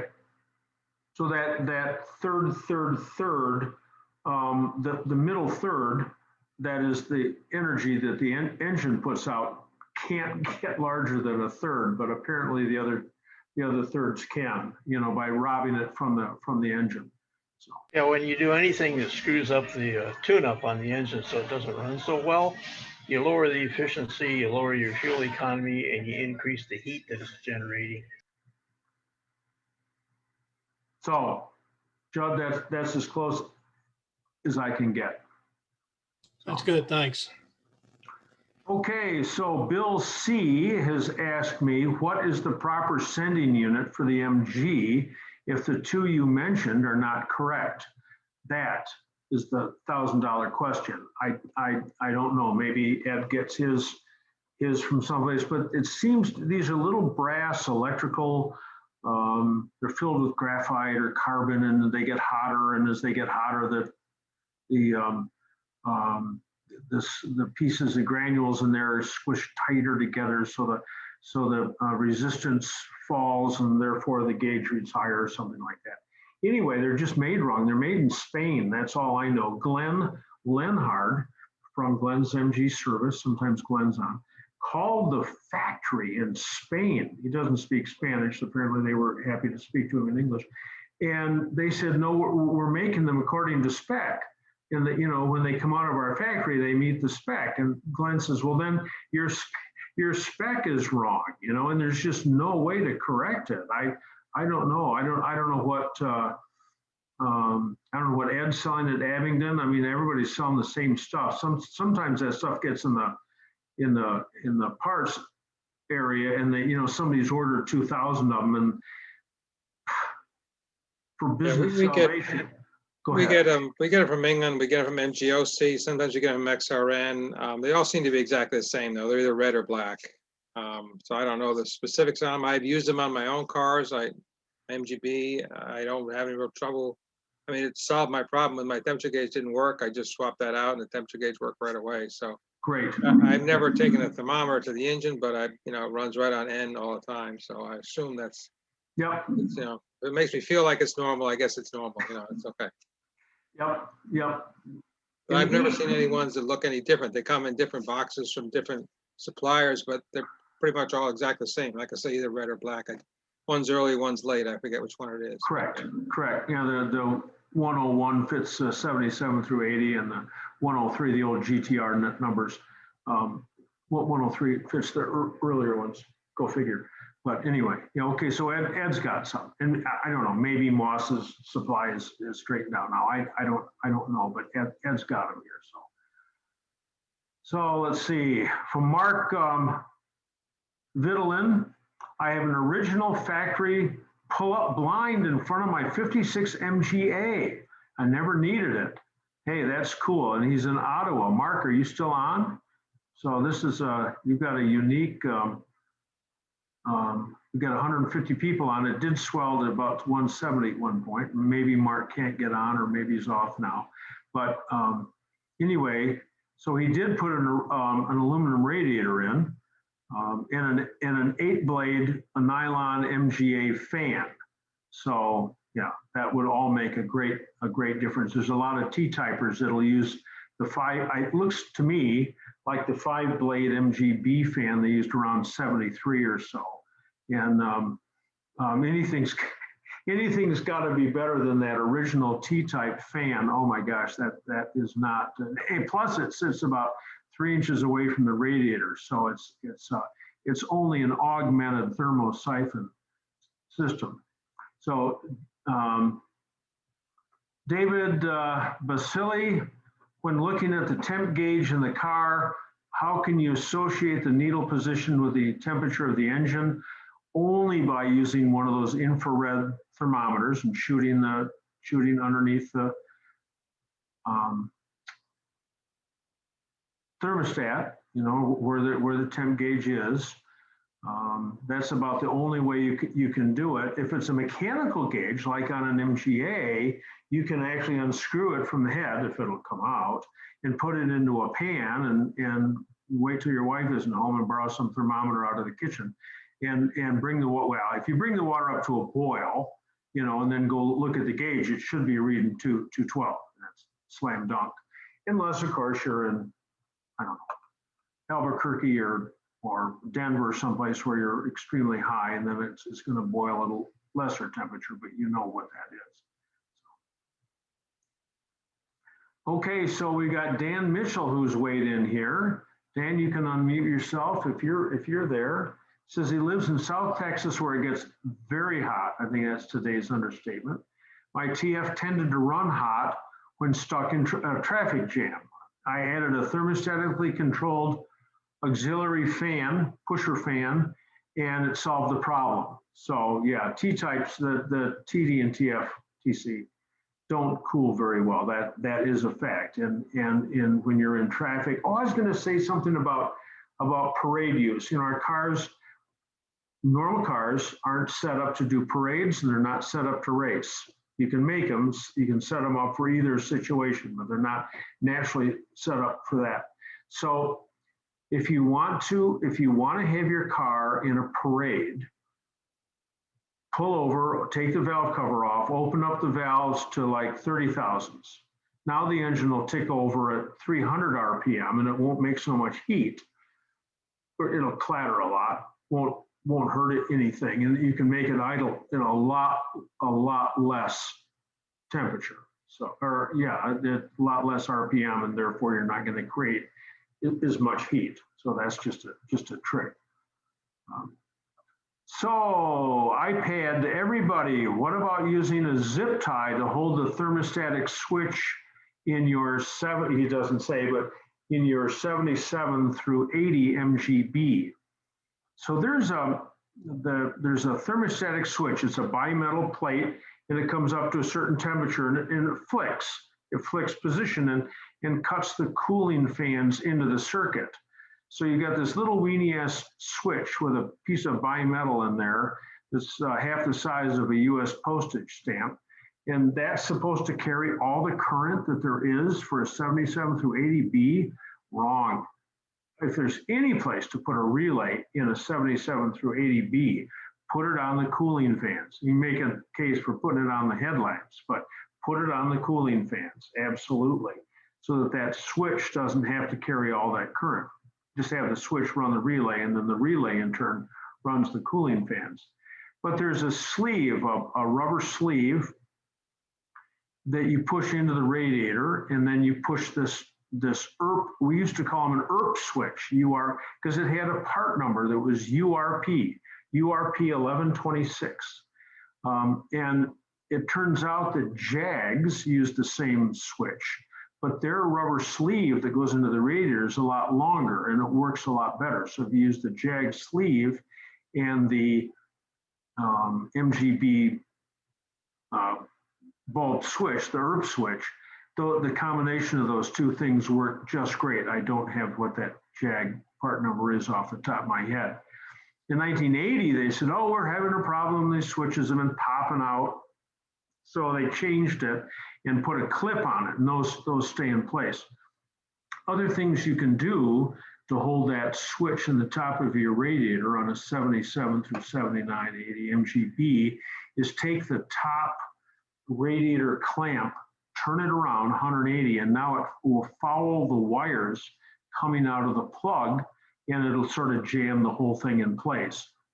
Or you can take a, which is what iPad here to everyone has suggested to us, and you take a zip tie and you take a pair of shears and you cut about a third of the zip tie off and thread it through the radiator and bring it around between the wires on the plug that goes into the back, and you can cinch that thing in tight and it won't leak. So that does work. So Pete has got the same problem with his gauges and flashers, and they're erratic, unless this is Pete who already asked us the question before, but we did answer that by saying to clean the fuse box. So Peter, I think Peter's the one from New Zealand, has asked us, is there any merit in fitting a drain cock to the bottom of a 1980 MGB radiator? So the factory, the car's set to be worked on in your own garage, worked on mostly from on top. But throughout the years, they started dropping stuff off. There's no longer a drain in the gas tank, and there's not a drain on the side of the block. And dollar here, dollar there, they were able to keep their production costs down. I don't remember when they took the drain cock off the bottom of the radiator, but it must have been, I don't know, probably around 73, 74, maybe around in there. Anyway, sure, it makes a lot of sense to put the drain cock on if your radiator's out for some other reason, and then you can spin it open and drain the radiator. But remember, that only drains the radiator, not the block. But usually that's not an issue. If you do drain the radiator, sometimes some of the silt that's collected in the bottom tank will come out the drain, but not always. If you want to clean the radiator out, take the top and bottom hoses off, you just put your garden hose in at the top and blow water through there. All this mucky, red, silty stuff will come out the bottom. That's the cheap and easy way of cleaning that out. So here, Gil Dupre says he puts stainless studs in his thermostat housing to eliminate this problem of corrosion. I didn't know you could get those. So that the radiator, the stud in a MGA or MGB or midget, not the midget 1500, but the A series midget up through 74, is a stud that's coarse thread on the bottom, fine thread on the top, around 1 3/4 of an inch long. It's about the same as an exhaust stud. So I didn't know you could get those in stainless, but Gil, that's a really good idea. That works great. So Dan Mitchell has weighed in here and said he's from Indiana, Pennsylvania. So we already had the one from Ohio. So I don't know if you can do that with all the states, going on. Anyway, from Brainsky, is it Steve? He says, do you recommend the new stainless steel thermostat conversion setup on the TC and TD? You can do that. It is one of the big systems in the car. And Mr. Brainsky, you can unmute yourself if you're still with us. You can do that, or you can just put a stamped thermostat on the top of the existing thermostat housing the original housing's been gutted and the bellows and the valve are all gone. But now you've got a hole that is as big around as your little finger for that warm-up cycle. So you get a considerable amount of water that's going to go through that bypass while it's warming up, of course, and then it'll still continue to go through once the thermostat itself is opened.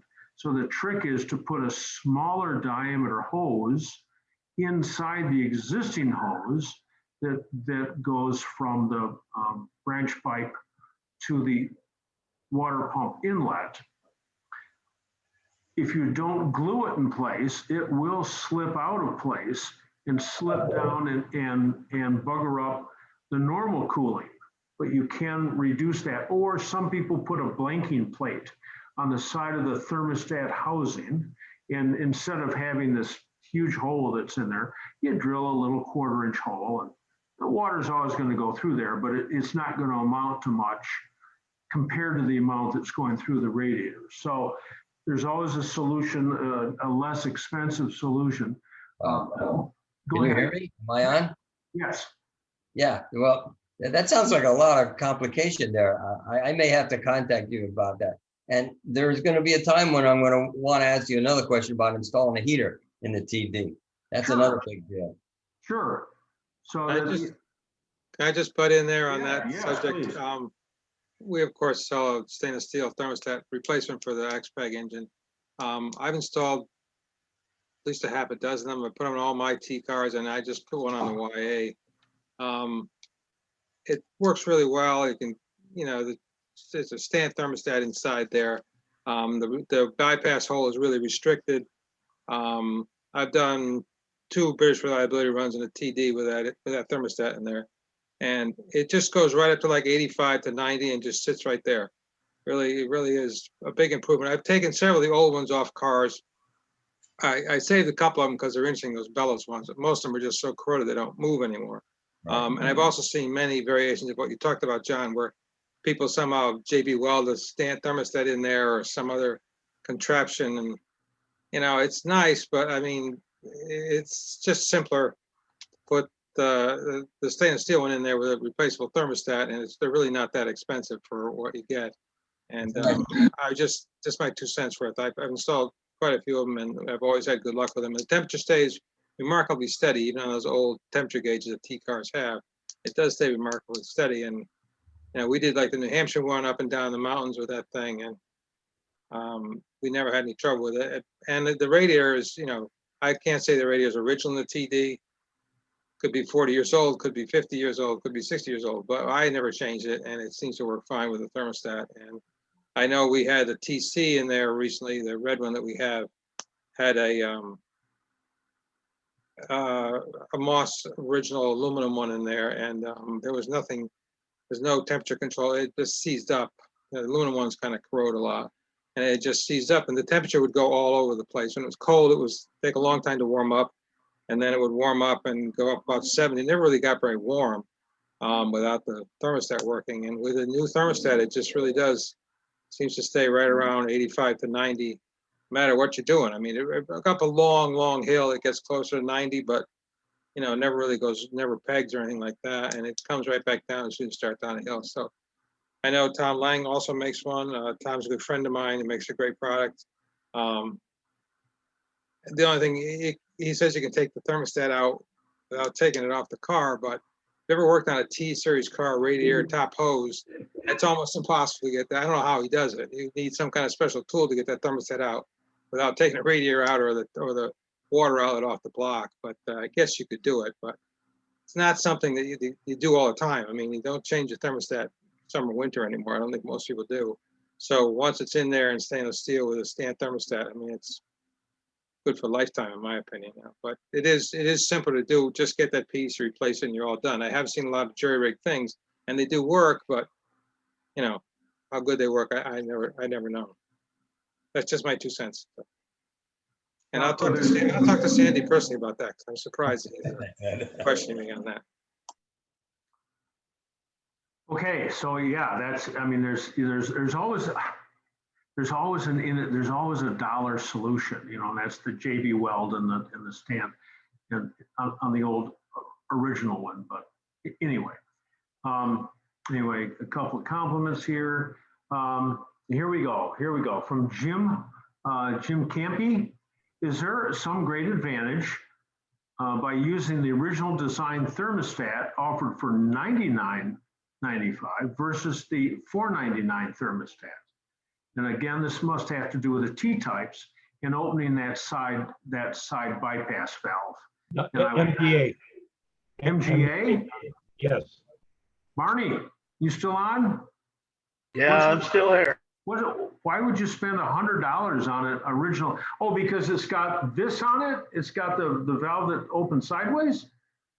Well, the original thermostat is driven by a bellows, and it has a ring around it, a sliding ring that moves up and down, closes the bypass port when it's cold, and when the thermostat opens, it slides the ring up and it opens the bypass port, or the other way around. It closes the bypass port when the thermostat opens. It's kind of an expensive thermostat, and I think they're only available in, like, you would want to use them with a 4 PSI pressure cap. The factory changed the pressure cap to 7 PSI. I recommend you change all the early cars to 7. But if you go any higher than about 7 PSI, the bellows type thermostat doesn't work. Really? Okay. So anyway, so I'm going for the $5 stamp thermostat. But make sure you drill the hole in it so the air can get out. All right, going for $5. Thanks, John. Okay. I tested it. I had one of those bellow types thermostats once, put it in the car for a while and checked it out. I couldn't find any difference at all. I mean, the thermostat is a thermostat. They all pretty much do the same thing. But whether or not it closes the bypass valve or opens it, or leaving the bypass open all the time, or putting in a blanking sleeve to keep it closed all the time, I found no difference in any of that stuff. I just went back to the $5 thermostat. Thanks. So it's just gone 9 o'clock, and we're on a 2-hour deal, and we're down to 129 people. People that got other stuff to do. Maybe there's a TV show that's a lot more exciting than this. I've got to make my pitch for my PayPal again. We'll run this till 9:30, but make my pitch for PayPal. I thank all of you who do press the PayPal button and send me something. It's just really nice. And almost always when you ask me to send you something, except for the last session about the MGB engine, almost always I can send it to you, and I'm available to answer your questions on the phone. So I thank you for your support and for passing along the information in this forum, because then when somebody calls me tomorrow, then I've heard some like stainless steel studs. I didn't know you could get those. I don't know where you get them or anything yet, but they're available. So yes, that's an option. And it also reinforces some of the stuff I hear, reinforces information that I give about putting grease on the sump gasket. So when you put the wrong gasket on the oil pump, you can get the sump right back off again really easily, without tearing it all up. So anyway, thank you. We'll continue on here. So from Tom, he says, any advice on changing air filters? K&N, Tom, are you on? Are you still on here? Can you tell us what year and model you have? Yes, I have a 73 MGB GT. Okay. Just bought it in from Oregon. It's now in Dallas, Texas.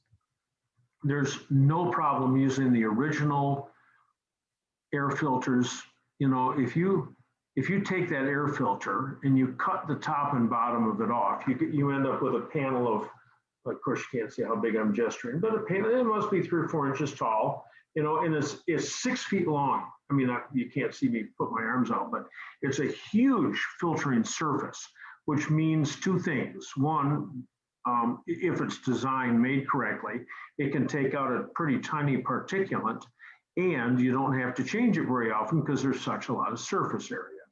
So the original filters do just fine. Does an MGB run faster with K&N filters? Maybe half a horsepower, nothing you'll ever see. They're only if you chrome it. What's that? Only if you have enough bling and make it all chrome. So if you're gonna hide the K&Ns inside the original filter cans, there's no bling, there's no form there.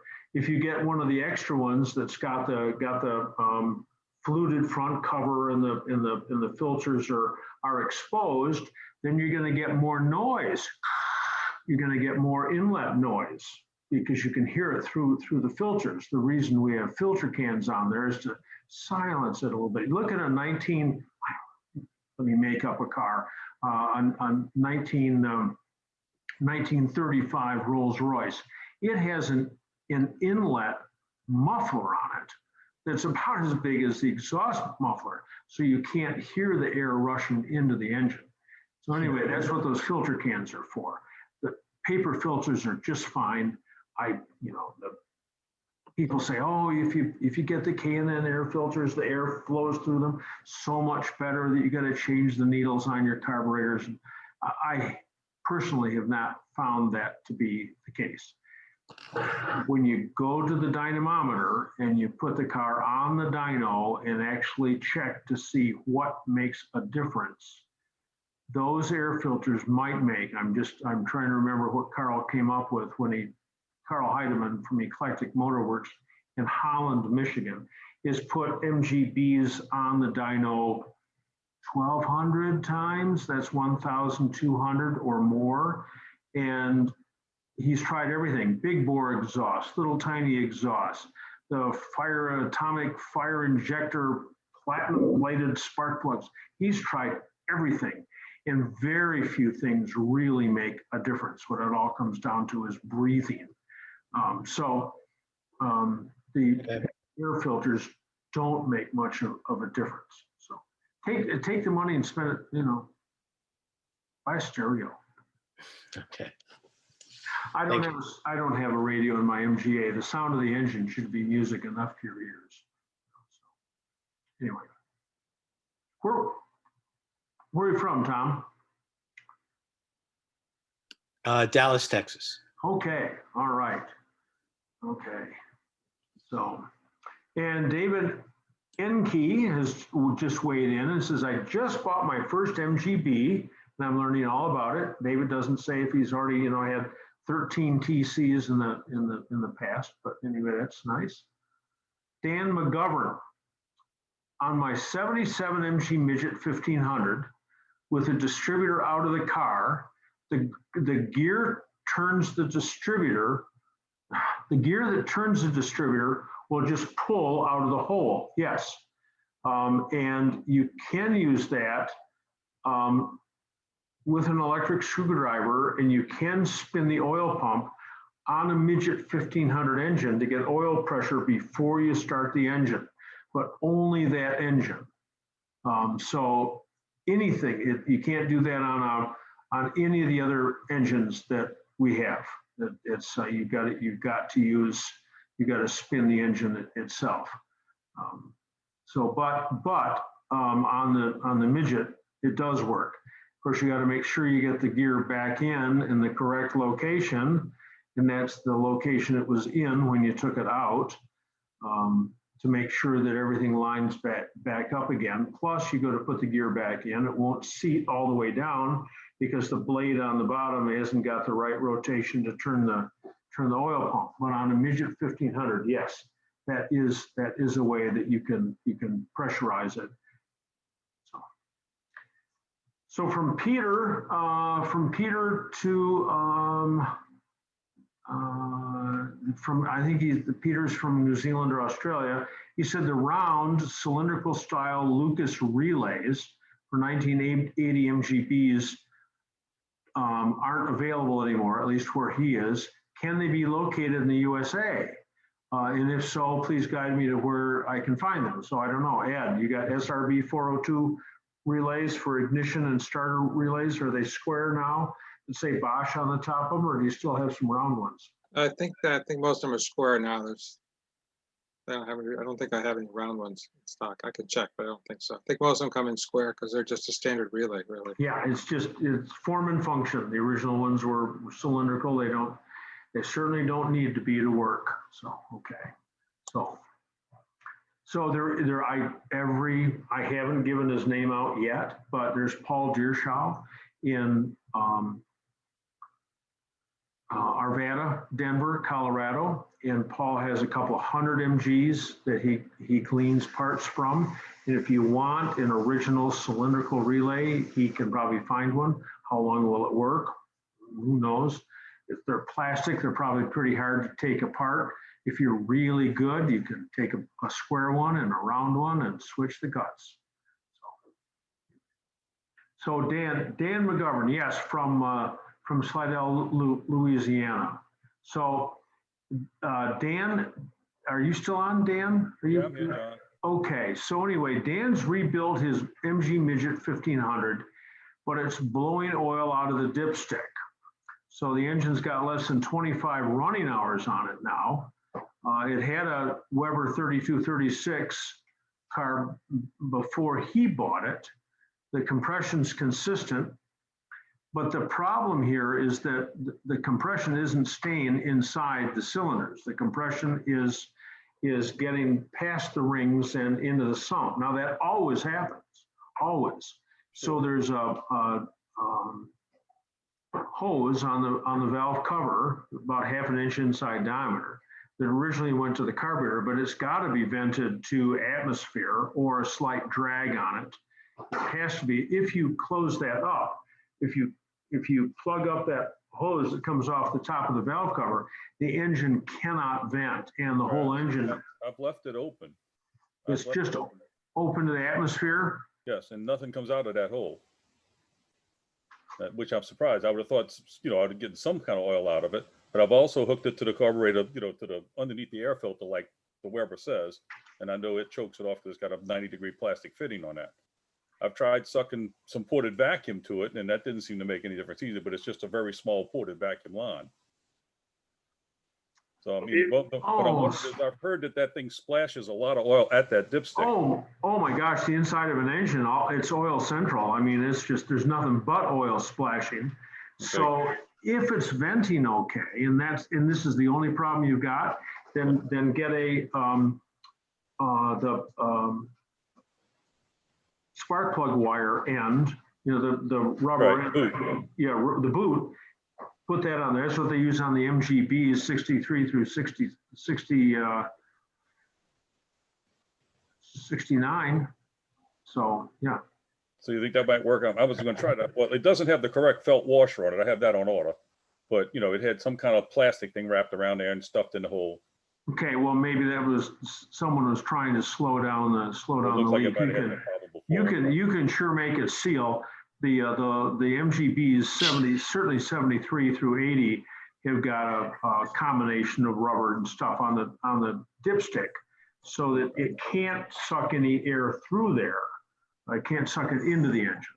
Right. But I mean, if I plugged it up with a rubber stopper, it's not. I mean, the worst thing to do is leak out somewhere else, right? It's not going to hurt anything. Yeah. So that's what I'm mainly worried about. And the other thing on those Webers, on those downdraft Webers, they do provide you that little weeny little 90-degree fitting, and it seems as though as soon as you put the filter on, it covers up the hole, or largely so. So what I suggest to people to do, and you got to be cautious and careful, is to cut a hole, just cut a hole through the filter. It's crude. If you can put some washers and get a fitting with a nut on either side or something, that's nice. And then run the hose right into the filter so that the air, going down those throats just pulls the air out of the engine. Okay, I saw when you had, I think it was online YouTube or whatever you said, but I couldn't figure out how you had it hooked to the filter. Okay, that makes sense. So there's you can get barbed fitting. You got to go to Napa and go hunt around, but you can get some barbed fittings, or it doesn't have to be barbed because you use a hose clamp on it. But electrical, there's parallel electrical thread for making lamps. I don't know how big it gets and for doing conduit and everything. So you can get the nuts on there and get some big washers and tighten those just a short piece and have it stick into the inside of there, and you can put the hose on it and cover up So someone can't see that you're using something from Delta Electrical, you know, that it's got a commercial use on your airplane. All right, well, I got plenty of things to try now. Okay, thanks a lot, John. Okey doke. All right. Okay, so from Kurt Johnson. Kurt Johnson, are you still on? He's got a question about his 72B. And I'm here, John. Okay, so how long should it take to warm up to where it'll idle without a choke? I usually say 5 minutes, 3 minutes or 3 miles. Okay, after 3 minutes of idling, it should be so warm you don't have to have the choke on.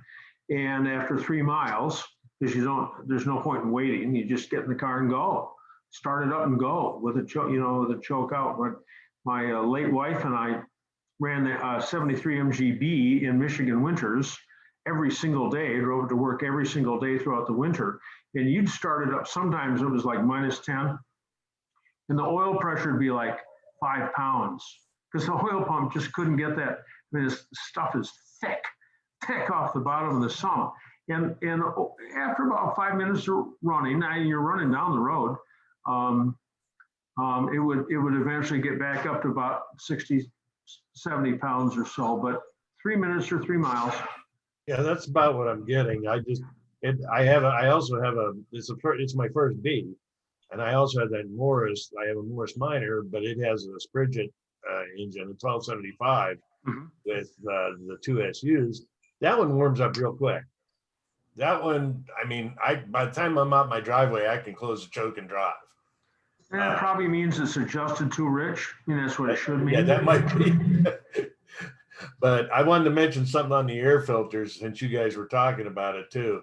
Yeah. On that Morris, I actually put on, mainly because I like the looks of them, is I threw some of the Ram flows. I don't know whether you've ever heard of them. They come out of Australia. And I mean, they're not cheap. They're like, I think they're $60 Australian, which is like $45 US. And did it make a difference? I had a buddy of mine check it. Yeah, it did, but not $100 worth of difference. I mean, it looks nice. I will say that's that foam one with the chrome grid on top, and they look really sharp. Are they worth $100 for performance? No. But as far as looks are concerned, yeah, they look pretty nice. But if I had to do it again, if I wanted looks, I'd probably just take and spray paint the air cans that we have chrome or something, you know. But they do work a little bit, but not $100 worth. Okay, field report. Thank you very much. Where are you from, Kurt? York, Pennsylvania. Okay, all right. So here we got Simmons, maybe there, everybody. I'm in New South Wales, not flooded here, but plenty of rain, no mice or spiders either. We're lucky. So he's got 2 MGs, a couple of Triumphs, and a couple of Mustangs. So maybe a Holden stuck back in the garage there too, huh? So anyway, all right. So George, left my ignition on for 24 hours. Now the car turns over but doesn't start. I've got electronic ignition. Did I burn something out? Yes. What? Don't know. Probably not the fuel pump, because the fuel pump would have kept the carburetors full. So when you're going to start the car, you would have enough fuel in there until it ran the fuel out. So it's probably in the ignition system. So what exactly in the ignition system? Hard to tell. You can take the center wire out of the cap. These are just cheap, inexpensive tests. Take the center wire out of the cap, hold it against the coil, have your associate spin the engine over. You should get a nice crisp spark that's 3/8, half an inch long out of that wire. If you're not, then either the coil's faulty or the switch, in this case electronic, is faulty. And at that point, it gets hard to tell. You can make or break the connection on the distributor side of the coil to ground, and that should induce a spark out of the coil to test it, but that's a pretty crappy way of testing it. When the engine spins over and the distributor's moving, it's switching on and off. It's switching a switch, which grounds or doesn't ground the coil. I'm listening. So if I'm going to mute everybody here for just a minute. Well, no, George, you're on right now. George. Yeah, here I am. George Nickus. Okay. All right. So if you have a 12-volt test light and you ground it to the engine and you test it, you always test your test light first by touching it to the bottom fuse in your fuse box. Right. Yeah. What year is your car? 77. 77. Okay. So always test the test light, and then put this test light on the negative side of the coil. That's the side of the coil with a white, the black with white wire on it. Okay. And have your associate spin the car over. That ignition light ought to wink on and off. Okay. If it stays off all the time or on all the time, then it's the electronic ignition which has failed, which is probably what's failed, but it could be the coil too. So. Okay, will do. Thank you. And you can always call me and I can take you through some more steps and when you're right next to the car. People have in the past, and you can do it too, call me first, but we can FaceTime so I can actually see your car and see what's going on. Sometimes that's helpful. So. All right. Well, thanks, John. Okey doke. All right, so now we got from Paul Evans. So Paul asks on his 58 ZB, has got the MGA engine in it, the probably 1500 engine. What fan is recommended as a replacement for better cooling, drawing more air? And I can't tell you. I think if that's got an original 6-blade metal fan, that's a pretty nice fan. Barney, are you still on? Yeah. What's a better fan to use than the original 6-blade fan? Well, I kind of like the idea of using a 7-blade plastic fan that Moss has now. Okay. But about 5 years ago, I tried that when it first came out. And after 10,000 miles, it threw 2 blades off the fan. So I put another one on there. And about 14,000 miles, it threw a blade off. And a week later, it threw another blade off. And I had to patch my radiator a couple of times. Had a long discussion with Kelvin Dodd of Moss Motors. And after a lot of arguments and thinking there's something wrong with my car, they finally conceded that the Chinese used some recycled plastic in the fan blade when it's supposed to be nylon. So they chucked them all out and had to reorder and got new nylon blades. So that problem should have gone away by now. And those 7-blade plastic fans with the asymmetrical blade pattern, they blow a lot of air and they run nice and quiet and they're nice. And it doesn't take any horsepower to rev up the engine to speed up the fan blade because it's light. Yeah. So. Thank you. Okay, so that's an idea there. So, okay. So we're going to run out of time. Of course, that's almost always the way. So Rodolfo was I don't know. We only got 90 people on, but he's from Monterrey, Mexico. He's back. And Rodolfo, if you're still on, you can come on. Yes. How are you? Hey, okay. All right. So anyway, Rodolfo writes and says he was returning home going uphill, 3/4 throttle, and there was an engine explosion. Okay. I released the pedal, but the car kept running. So I again pushed, and after 30 to 45 more seconds, again, it happened again. And it was like a bang, but he kept pushing. He finally got home, I guess. And this is his longest run after his restoration. So I'm not sure if it was a misfire because it doesn't hear like a misfire. So I'm not sure if it was too much gas. I'm not sure what causes could be. So the most common reason to have something like that happen, and there's a couple of things that'll happen. One thing happens with the inlet and one happens with the exhaust. if you have a literal true backfire down the exhaust, it almost always happens on deceleration, but it can happen anytime if there's a problem with the ignition.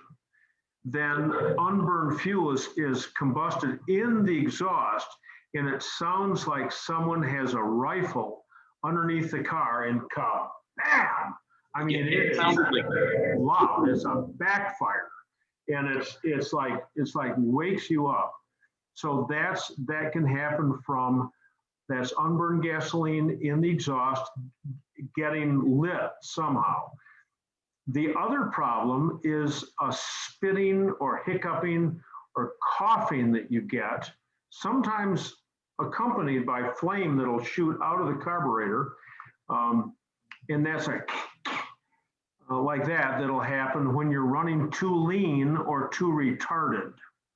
So you've got to decide from my descriptions there. Yeah, the second one is like it's running out of gas, no, and it starts coughing and it doesn't push anymore. Right. But this was not the case. The case is that it kept pushing. It was like a rifle, as you said. So if the condenser is faulty, but I don't know that it does this under stress. You know, usually the condenser doesn't really know if you got your foot into the throttle or not. But if there's a problem with the condenser, something wrong with the points, ignition, that can cause erratic firing. That'll allow it to misfire for an instant and then fire again, and it lights up what's in the tailpipe. So you check your ignition just visually, put your hands on it, make sure everything's tight. Check the timing to make sure that it's correct. And then after that, if you got an exhaust leak, if there's an exhaust leak, then it will suck in fresh air on deceleration and take that fresh air and combine it with the unburned gasoline and combust it. It's much more common to get a pop, pop, pop, pop, pop, pop out of the exhaust on deceleration, but under acceleration, I don't know any more than what I've already told you. So. Okay. There's another way that can happen too, especially if you're going up a hill and you put your foot down a little heavier on the throttle. With higher compression, it's a little harder for the spark to jump the gap. And at that point, if you've got a weak spark, you may get a misfire. And if it misses a spark, you get unburned fuel and air that gets pushed into the exhaust system. And if you miss 2 or 3 sparks in a row, you get the whole exhaust system full of fuel and air mixture, really nice. And the next time you get a nice hot exhaust stroke, you get this big bang in the exhaust system. Okay, got it, Barney. Yeah. I guess I should check also my spark plugs. Okay. That could happen if you had a intermittent or either intermittent open or intermittent ground in the ignition circuit, like where the points are inside the distributor. There's a couple of small flex wires in there going to and from the points.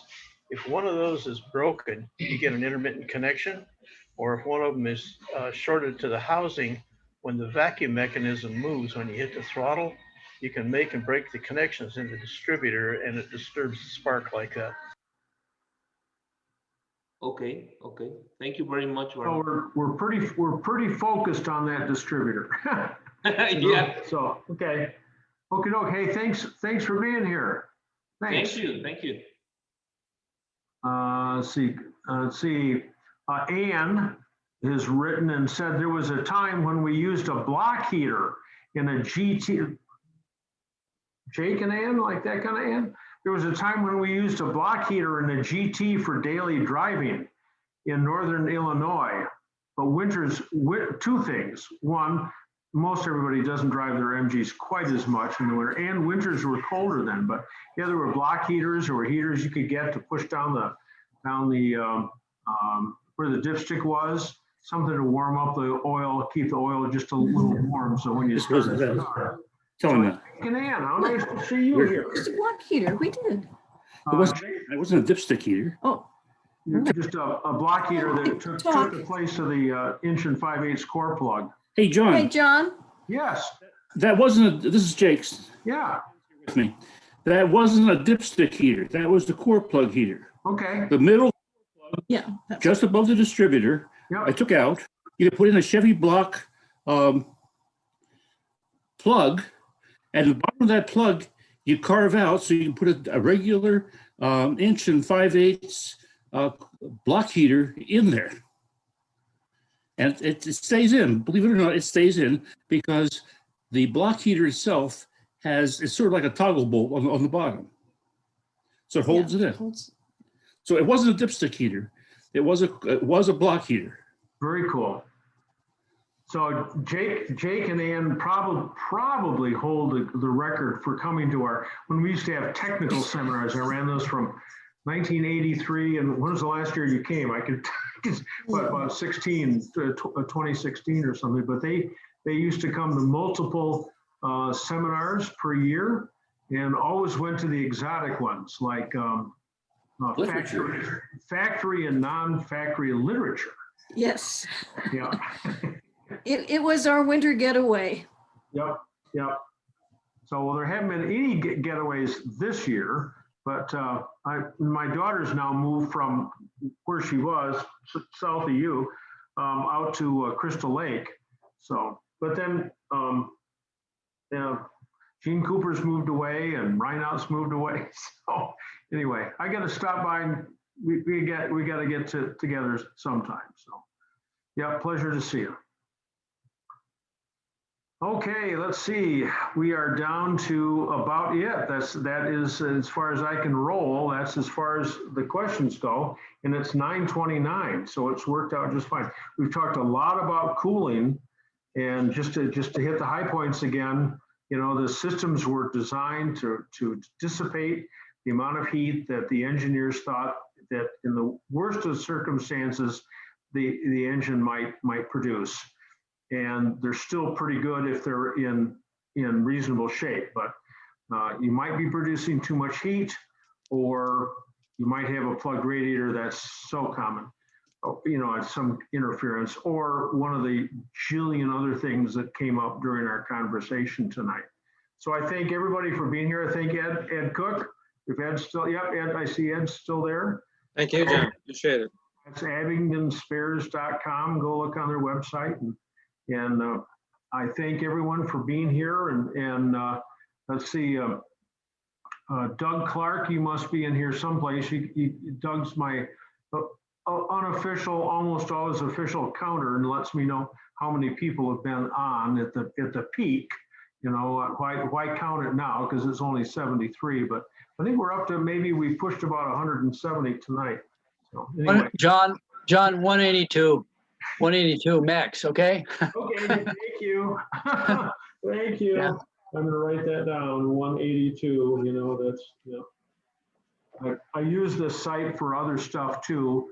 I'm the past president of the Grand Rapids Coin Club, and sometimes, people will come in and they'll go, this must be the wrong night. This isn't what I'm talking about. So anyway, thank everybody for being here. Push the PayPal button when you have a chance. You get off tonight, and so I was, I see I see some new people tonight. It's very, very nice. So thanks everyone for being here and participating and weighing in. I hope I've answered the questions. There's everybody's the size of a postage stamp here, but it's always fun. I'm available anytime. You can call me. Well, not anytime, but you can call me, and I'm happy to answer your question as best as I can. I'm happy to send you stuff on email once I get around to it. Again, I apologize for not doing that from the last seminar. So anyway, thanks very much. You can unmute yourself if you want to weigh in or say something. It's hard for Barney to unmute himself because he's always hanging out at McDonald's or something. There's always the background of the kids screaming about their wrong Happy Meal or something. So, and Rodolfo, it's always nice to see you from Monterey. Pleasure indeed. And I don't know if any of our guys are still on yet from the Antipodes down there in New Zealand. Thank you, John. Thank you. Thank you, John. Thank you. Thanks, John. Thanks. Thanks, John. Good night. Real nice. Thank you very much. Thank you. Thank you so much, John. Okay. Thanks, John. Always learn something. I learned something. Stainless steel studs. That's my takeaway. And Barney had a lot to say about those cooling fans on MGAs. So, You know, you had the gentleman that had his the third fuse down. He had problems with that. yeah, It's interesting. We were driving along the other day, and all of a sudden my tack went to zero. My gas tank. So I go out, the fuse looked good. I sanded because a lot of electrical problems with bees are that the fuse box needs cleaned. So I sanded, rolled the fuse, put it in. It worked for a while. Then I hit a railroad track, and it went off. And that gave me a thought. I pulled over again. I put a new fuse in. Haven't had a problem since. I looked at the fuse. It wasn't burnt, but what is that? The filament inside, instead of going straight across, it was at an angle. So one of the ends was probably came loose, but it looks good. But that's all it was. Just always check the cheapest thing. you always do the cheapest, inexpensive, the most inexpensive, simplest things first, and you always diagnose it. Oh my gosh! I mean, I've got 50 years of great horror stories. So Carl Heidemann had a guy. I think it was maybe it was an MGB, but I want to say it was a Triumph. But Triumphs don't have oil coolers, I guess. I don't remember. Anyway. The guy spent a fortune, tens of thousands of dollars getting his car all fixed up and everything. It ran like shit. And he said, I'm sick of this. I want this engine taken out. We're going to put an American engine in there that runs all the time and I don't have to think about it. Yada, yada. Carl says, let's just look at it. And sure enough, it was the oil cooler hose that was sitting, sounds like it's an MGB, sitting too close to the ignition coil. And when the engine would flex just a little bit on acceleration and it get too close to that and it would short out against there, Carl moved that hose a half an inch, the car ran perfect. The guy's all set to throw away tens of thousands of dollars of work and just go for something that works. Similar thing happened to a friend of mine with an MGC. Wouldn't run, did everything, tuned it up. He pulled the engine. And I don't know what he did to it when he pulled the engine, but he put it back in, and I believe it was the lines for the pollution control thing. He didn't put them back on. The engine ran great. Those lines were plugged up. That's how he pulled the engine and takes rubber. He replaced those lines. Never had another problem. Yeah. There's just no. And we had a guy come around with a 1275 A series engine. And just blowing oil out the rear seal, what rear seal, out the scroll thread, out the back, just horrible. And he said, how much for another engine? And I gave him a price, and he was too much. And he went to another shop, and they rebuilt the engine, and it still was doing it, So he brought it back to me to get it sorted. Now that I've spent $2,000, would you sort it out? I don't have any money left, so can you do it cheap? I pressurized the engine. I took a half-inch hose and blew into the valve cover and his front timing cover, which is where the venting's done on that A series. It was plugged up. Who knows why, but it was plugged up. And we changed the front cover, took care of it. So yeah, there's always do the inspections first. I fixed it along the side of the road in the middle of nowhere enough times to know, look for the simple thing first, and hopefully that's it. Sometimes not. If there's a wire that's fallen off, just look, I don't know anything about engines. I don't know how it works, but just look at it. Just look at it. Does everything look like it's plugged in, You can see a dangling wire. You don't know where it goes. Okay, fair enough, Here's or 77 through 80 MGB, there's a brown wire with a pink tracer that's dangling up by the fuse box. You go, oh, geez, I ought to plug that back in. And then when you sit on the seat, it dead shorts it and it burns up the wiring. But yeah. Well, we burned up some wires one time. We had headlight problems, so we went out and plugged in the wires that were come loose. Anyway, there was a wire that looked black, like a ground wire, and there was an empty space. It wasn't a ground wire. It's like, oops. So you got to be careful on that. Yeah. But Gloria met a guy one time over at the shopping mall, and he's pushing his MG. He's angry. She said, "Do you need a jump start or something like that?" And he was angry. He said, "This car doesn't have any battery." And so she just walked away. It's okay. Yeah, yeah, it runs without a battery. Yep, it starts up all by itself. Yeah. He didn't deserve the information. So I really enjoy these tech sessions. I really, some These are lots interesting of fun. people and Yeah, I mean, during COVID, I mean, you have to. I always have my mask. yeah, Always have it on. You know. yeah. So, yeah. I just saw, you know, Scott Harper. I know. From Team Yeah. Triumph. Yeah, he had COVID. I just saw him today when I got my. He you can't go in his building, but because I do business with him, he'll come out and give me the part. You know, Okay. he's still not doing real well. He's over it, but No, it's I mean, it's some nasty flu. You know, I mean, you know, it's. I will, and I'm probably going to have the next time some questions for you. A guy just called me. It's interesting. A few years ago, we're in a gas station. A guy comes running over and says, "Who works on your MG?" And I said, "Well, I do." So I gave him my card, and he said, Pointed Gloria, you know. "Yeah, say Gloria does." Well, yeah, I said, "There's my head mechanic," and so finally, a few years later, he calls us. He had his 80 MGB. I'm probably gonna check it out and do the test you just talked about with the test light and that. But he said it'll start, it'll run.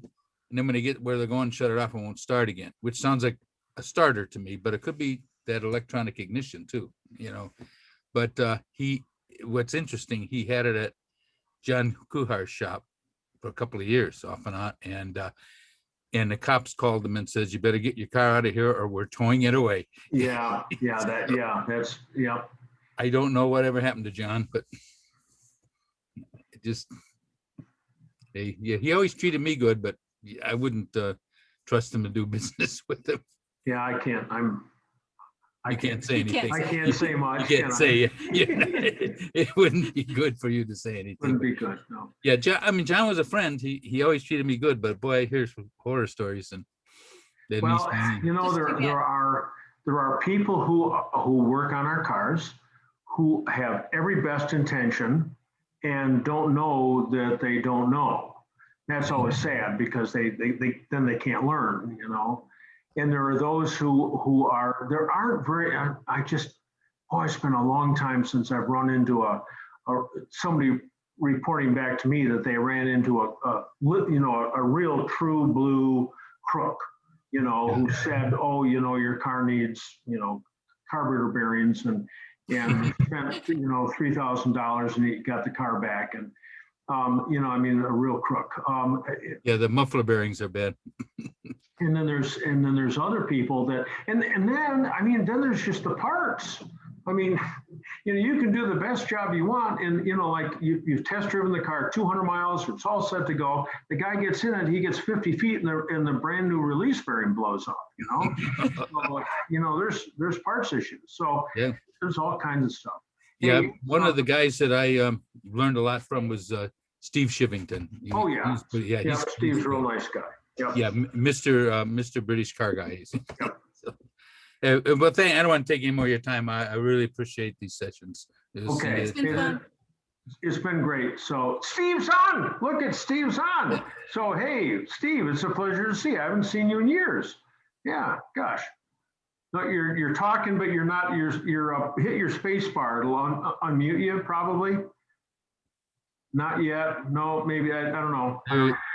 Yeah, you're muted, Steve.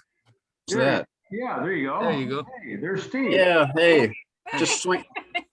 Hi. Talk to Steve tonight. Pleasure. Yeah, So I'm following Bob Cook's lead. I was talking to him earlier this evening. He had to leave to get online. Okay, all right. And then my dinner was up and Sue's going to bed. And so I'm just swinging by to say hello. Hey, it's a pleasure. Pleasure. Likewise. Good to see you. I know it's been a while. Yeah, absolutely.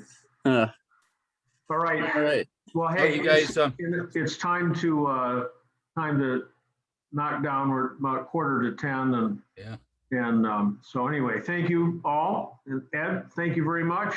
Steve, nice to see you.